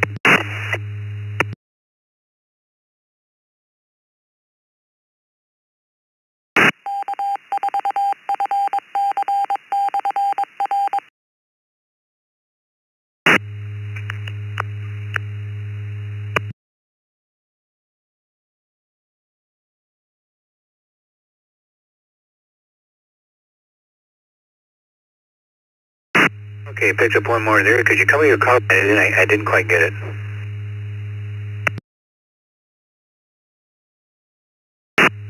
Yes, sir, I am Kilo Delta 3, Bravo Papa Alpha. Kilo Delta 3, Bravo Papa Alpha. I was actually walked over by a repeater report.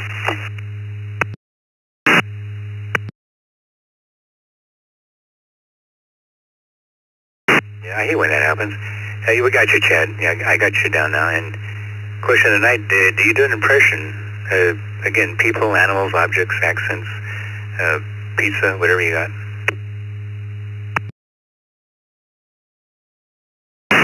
Okay, well, I think my best impression is probably Louis Armstrong.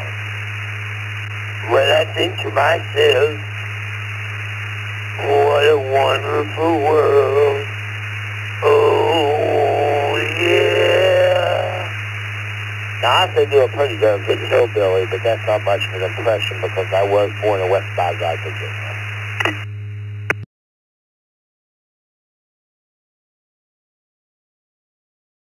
Actually, Chad, that's not bad. It's, I thought you were a younger man, probably wouldn't have heard of Louis Armstrong, but you got it, buddy. Thanks. All right, your question is, the very first fast food chain in the U.S. opened in 1921 in Wichita, Kansas, and was called A, Sonic, B, White Castle, C, A&W.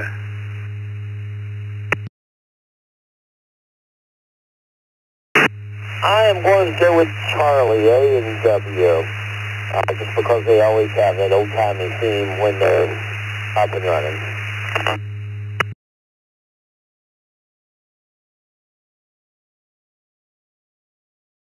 Yeah, they go so far back. I remember them in high school. They would come out on the roller skates and they bring you your food to your car. Actually, it's White Castle, some Eastern chain, no doubt. That came out first. Yeah, they opened in 1921 in Wichita. I guess it's a Midwestern chain. And White Castle, we even have them in Phoenix now. It took a while, but thank you, Chad. All right, that's the end of the list. If anybody else like to check in, the Serenade Trivia Net, full calls and phonetically twice, please.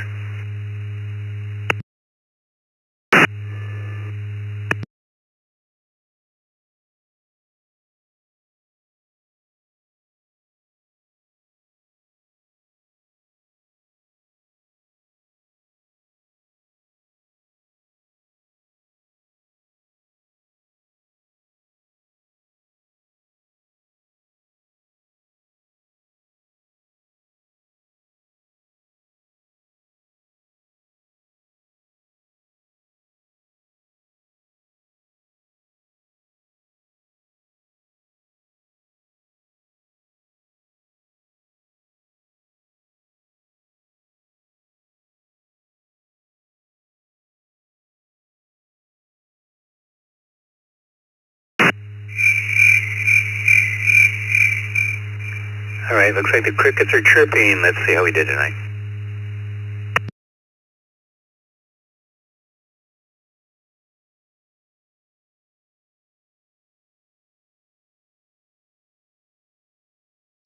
We had 43 people who checked in to the net tonight. Thanks to everybody who did. And of those, let's see, 22 people got their question correct. Those that were not in and out, of course. 22 people got their question correct, and 16 people missed their question. And as far as the question of the night goes, that was kind of kind of all over the place, as you might expect. We had a couple of good impressions of people's wives, and most people didn't do impressions. But anyway, I thought it'd be fun to try, so. All right.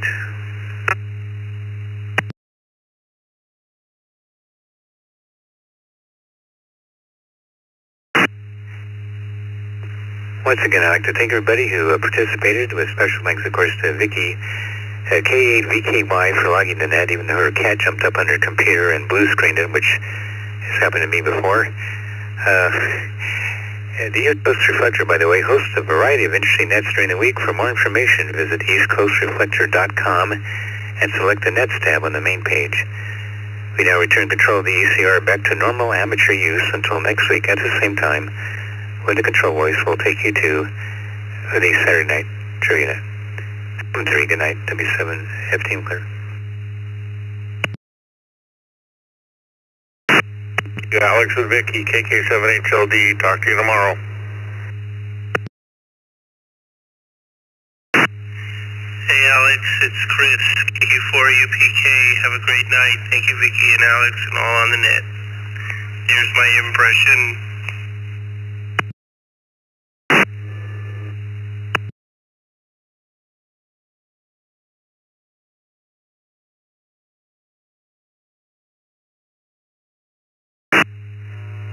Greenhead as always, Alex and Vicky, KI5WW, Lynn and Houston. Many thanks. Take care.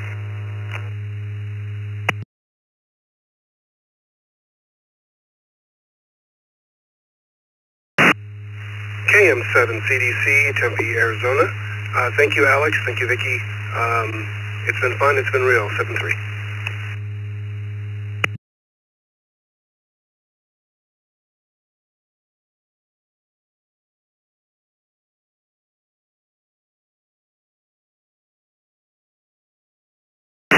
Yep, I appreciate you checking in, guys. Dave, Chris, Lynn, and Ben, I hope to hear you next Saturday. 7-3, W7FTM will be on.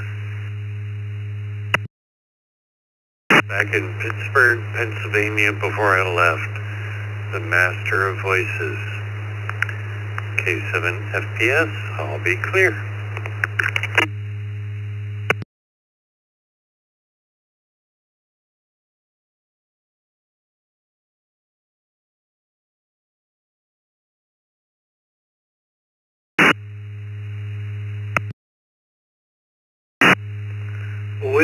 Whiskey 4, Hotel Alpha Lima, Fort Walton Beach, Florida, standing by.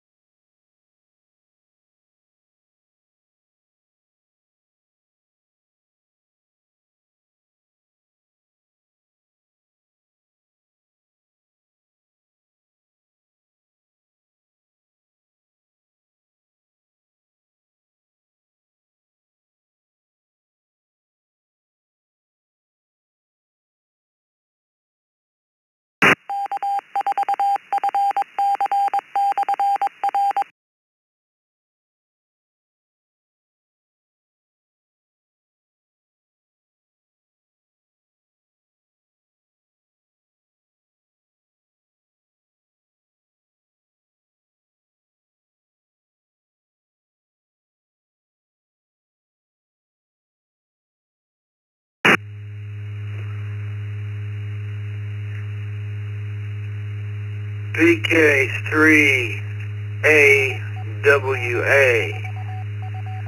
VK3AWA.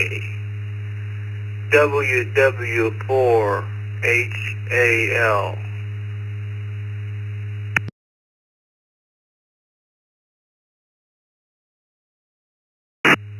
Hello, this is Kilo Delta 3, Bravo Papa Alpha.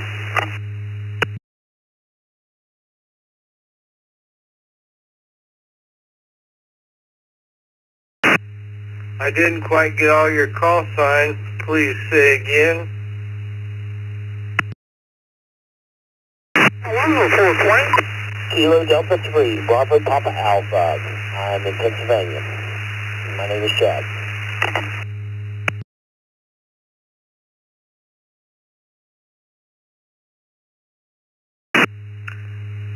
Kilo Delta 3, Bravo Papa Delta Alpha, I think.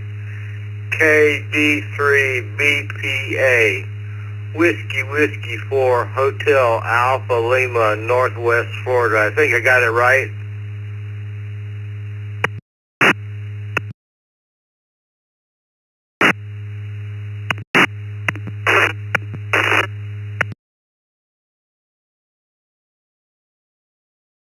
Sir, how you doing today?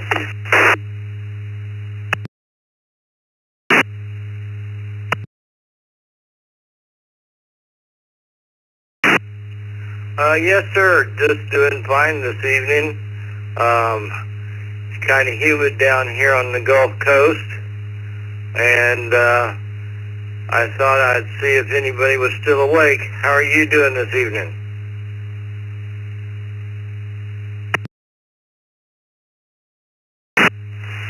Oh, I can't complain. I'm probably awake for another 10, 15 minutes. Had a pretty good evening.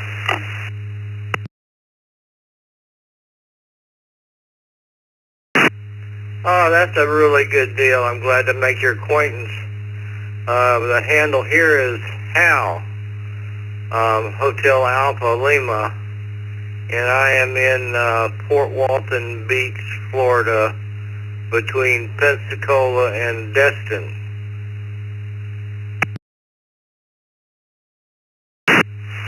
Well, Hal, it's nice to meet you. I'm probably about a half hour, 45 minutes away from Pittsburgh, up to 2 hours depending on traffic. But I'm a West Virginia transplant to this area.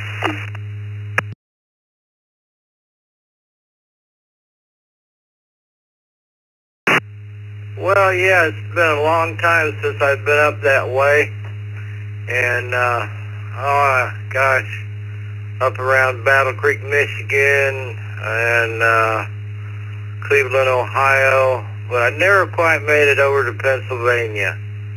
But it's a really nice part of the country up there.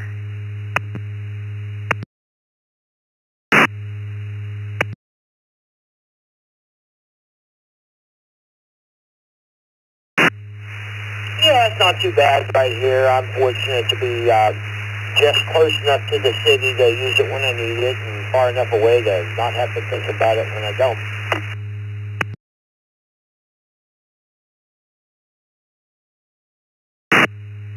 Yeah, that's a really good way to be. I'm definitely a small town person. Grew up in here in Fort Walton Beach, but traveled around. Never made it over that way. Made it out to Washington State, and we used to work for Alan Bradley up in Cleveland, Ohio, but still back home now, retired.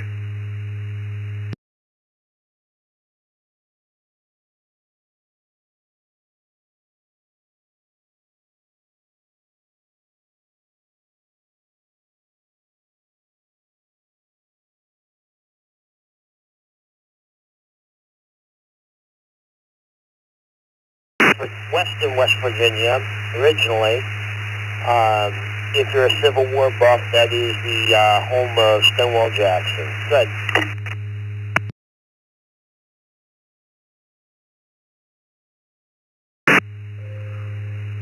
Yes, no, I'm really not, but I know there's a lot of history up there. I spent some time in Tennessee and North and South Carolina, but your name is Chad, correct?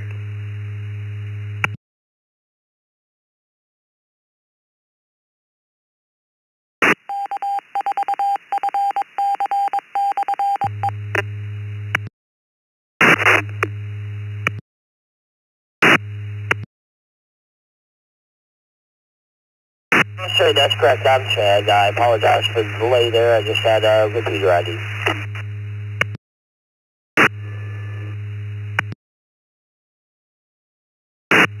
I understand.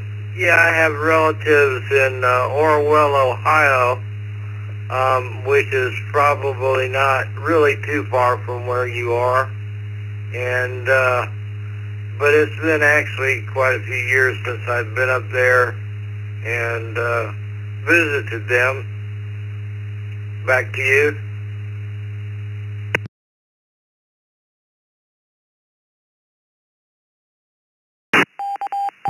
Yeah, sir, I can be over in Ohio in a little over an hour if the traffic's dead around Pittsburgh area. Haven't spent a lot of time there. I do have some relatives that are spread out over Ohio.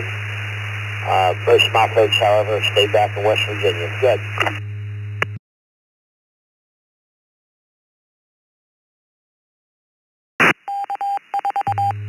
All right, yeah, I got that nice and clear, Chad. I got in here night before last for the first time, and to try to check it out and see. Here in Florida, we have what's called SARNet, and from over here in west side of the Panhandle, if I key up on the SARNet, it keys up all 44 repeaters in the state of Florida all the way down to Key West, so we can talk all over the state. Go ahead.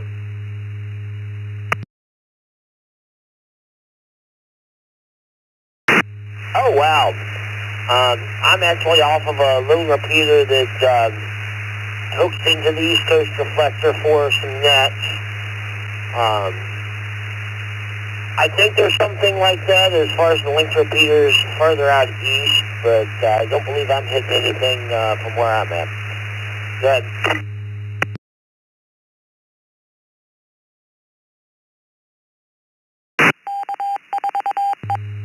Well, I know that I chose one at random night before last. This one, I'm not exactly sure where it is.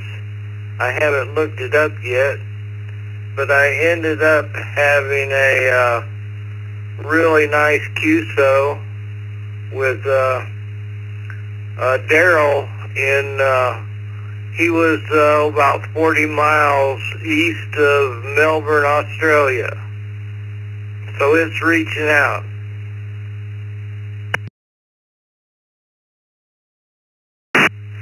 Oh, wow, that's nice. A couple weeks ago, I had a nice long chat with a fellow from South Korea.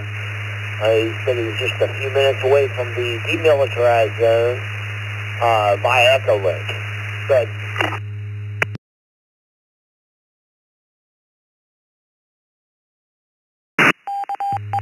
Yeah, it's just really amazing. It's something I would have never thought about when I was a kid.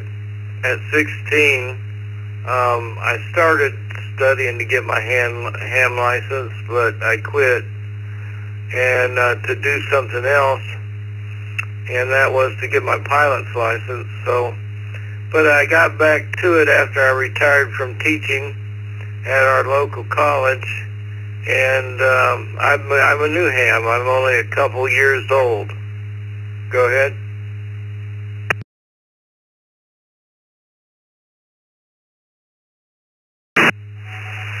Oh, wow. Well, for reference, I'm about 49 years old. I looked into getting my ham license back when I was in 10th or 11th grade. I had a chemistry teacher that was big into it, and I couldn't wrap my brain around the Morse code.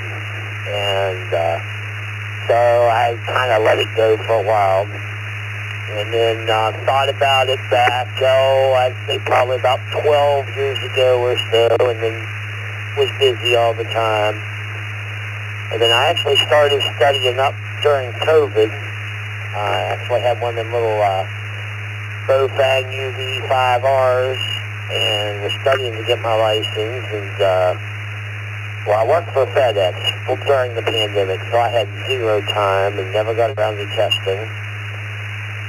And then back the very end of March, we had a major power outage here. Big storm come through, blew everything out, and also knocked out our cell phone communications for about 7 hours. And I'm like, I was at work, my family was at home, I couldn't get a hold of them, make sure they were okay, and I said, that's not going to happen again. And so I finally tested in July.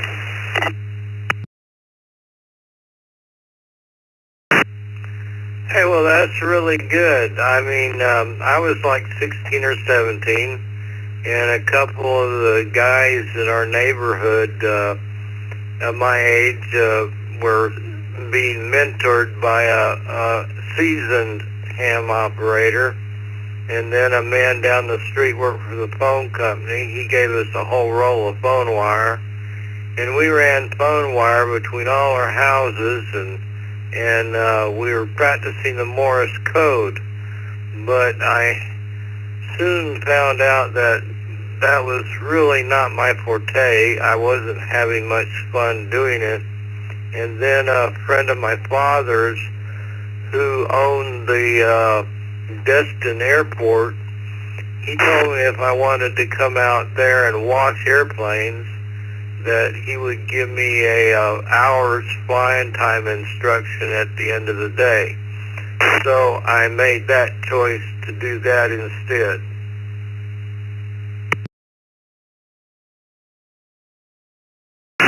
Oh, wow. I've always thought it would be cool to be a pilot, but I've never seriously taken any steps towards it.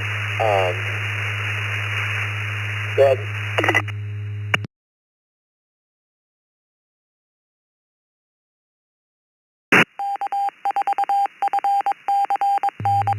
Well, yeah, back then it was a lot less expensive than it is now, and I guess I got quite a few hours flying up and down the beach here, and enjoyed it.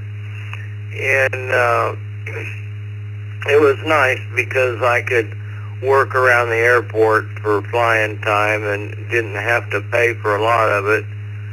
But then I got married and went down to West Palm Beach on the East Coast and rented an airplane for 3 weeks and went island hopping over in the Bahamas. And that was just an awesome way to go. Back to you.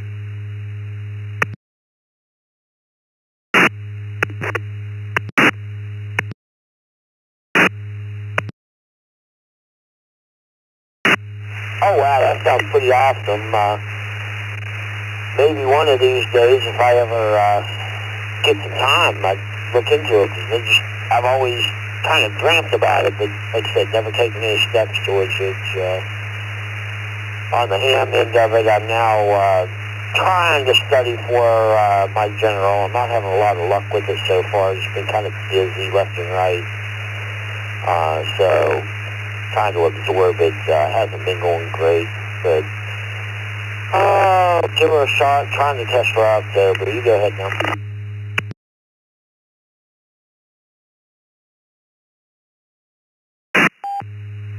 Yeah, I understand. I'm 72 years old, and I guess I was 70 when I started. My big thing was being an instructor out at the college, and everything was trying to find an online course that I liked, and I found one that I really liked. It's hamradioprep.com, and the man that does the instruction on there is really, really good, and they've developed a really good curriculum. And I got my technician license, but I haven't gotten around to the general yet. And maybe this winter when things slow down and I don't have to mow the yard so much, I'll probably get back into that. Go ahead.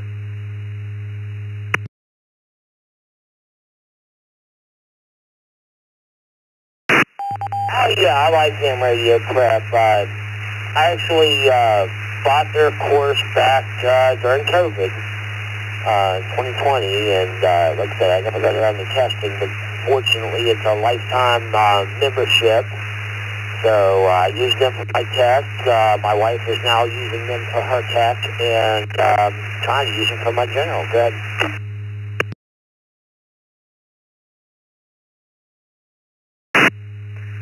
Yes, I really like the way they set the course up, and it was kind of like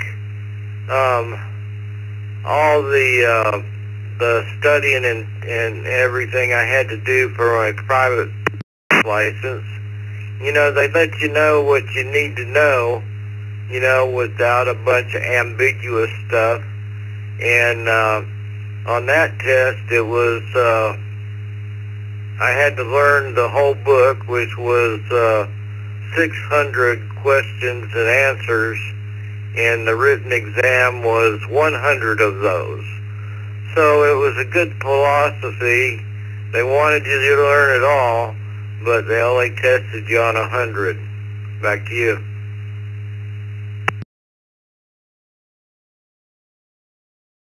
Oh wow! I don't know if I can wrap my brain around some of that. Yeah, with me now, I work for about half my adult life on a fire truck and ambulance. So talking on the radio is nothing new, but when they get into all the technical stuff like, you know, wiring transformers up in series or whatever, that just kind of fries my brain.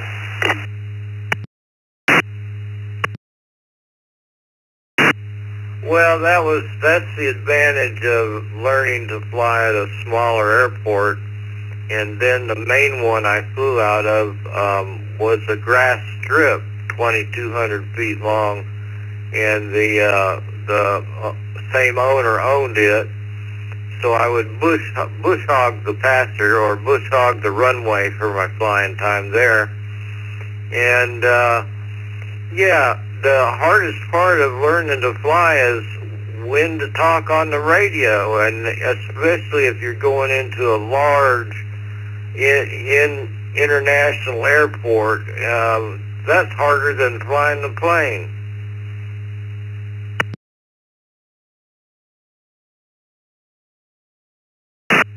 Oh wow, I couldn't imagine all that, especially all that radio traffic and all that would kind of be a little bit difficult to deal with, I would imagine. You go ahead now.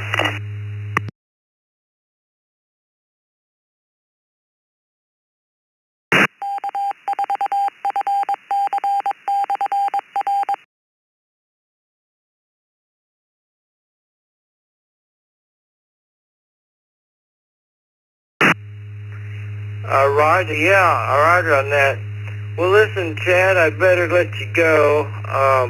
My XYL is telling me it's time to come out there and watch the movie we're supposed to be watching. But I really enjoyed talking with you, and maybe we'll catch you on here again sometime. KD3BPA, WW4HAL, and 73s, take care of yourself and your family, and I'll talk to you again sometime.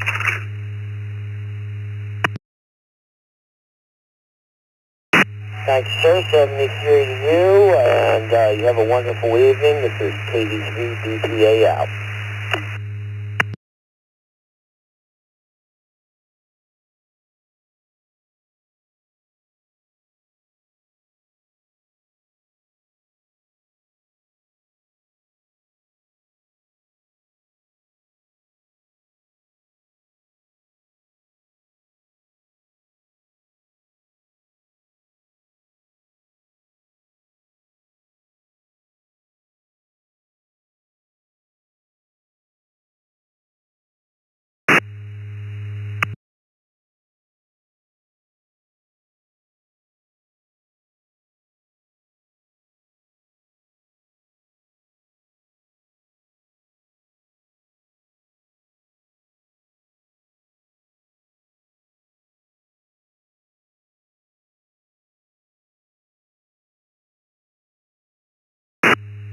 KD2VNU.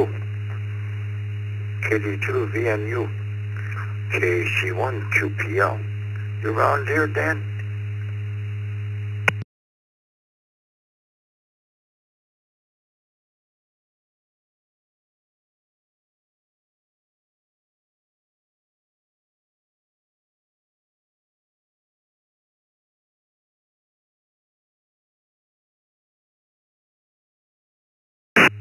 I guess not. KC1QPL clear.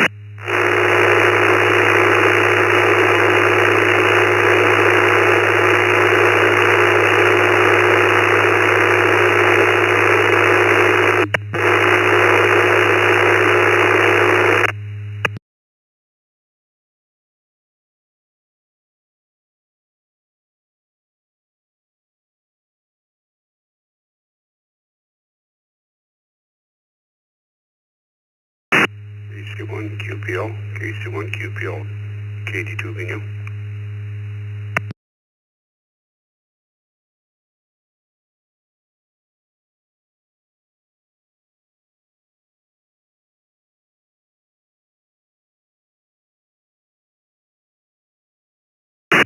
QRZ, was that you, Dan? KC1QPL. Yes, it was.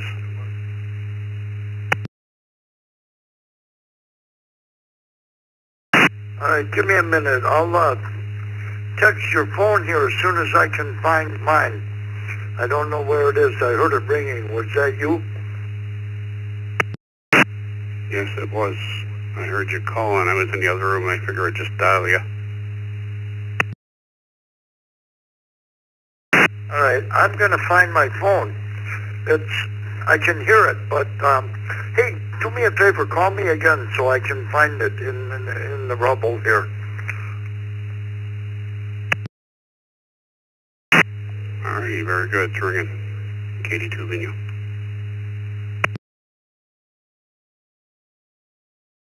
KC1QPL. Oh, there it is. I'll find it.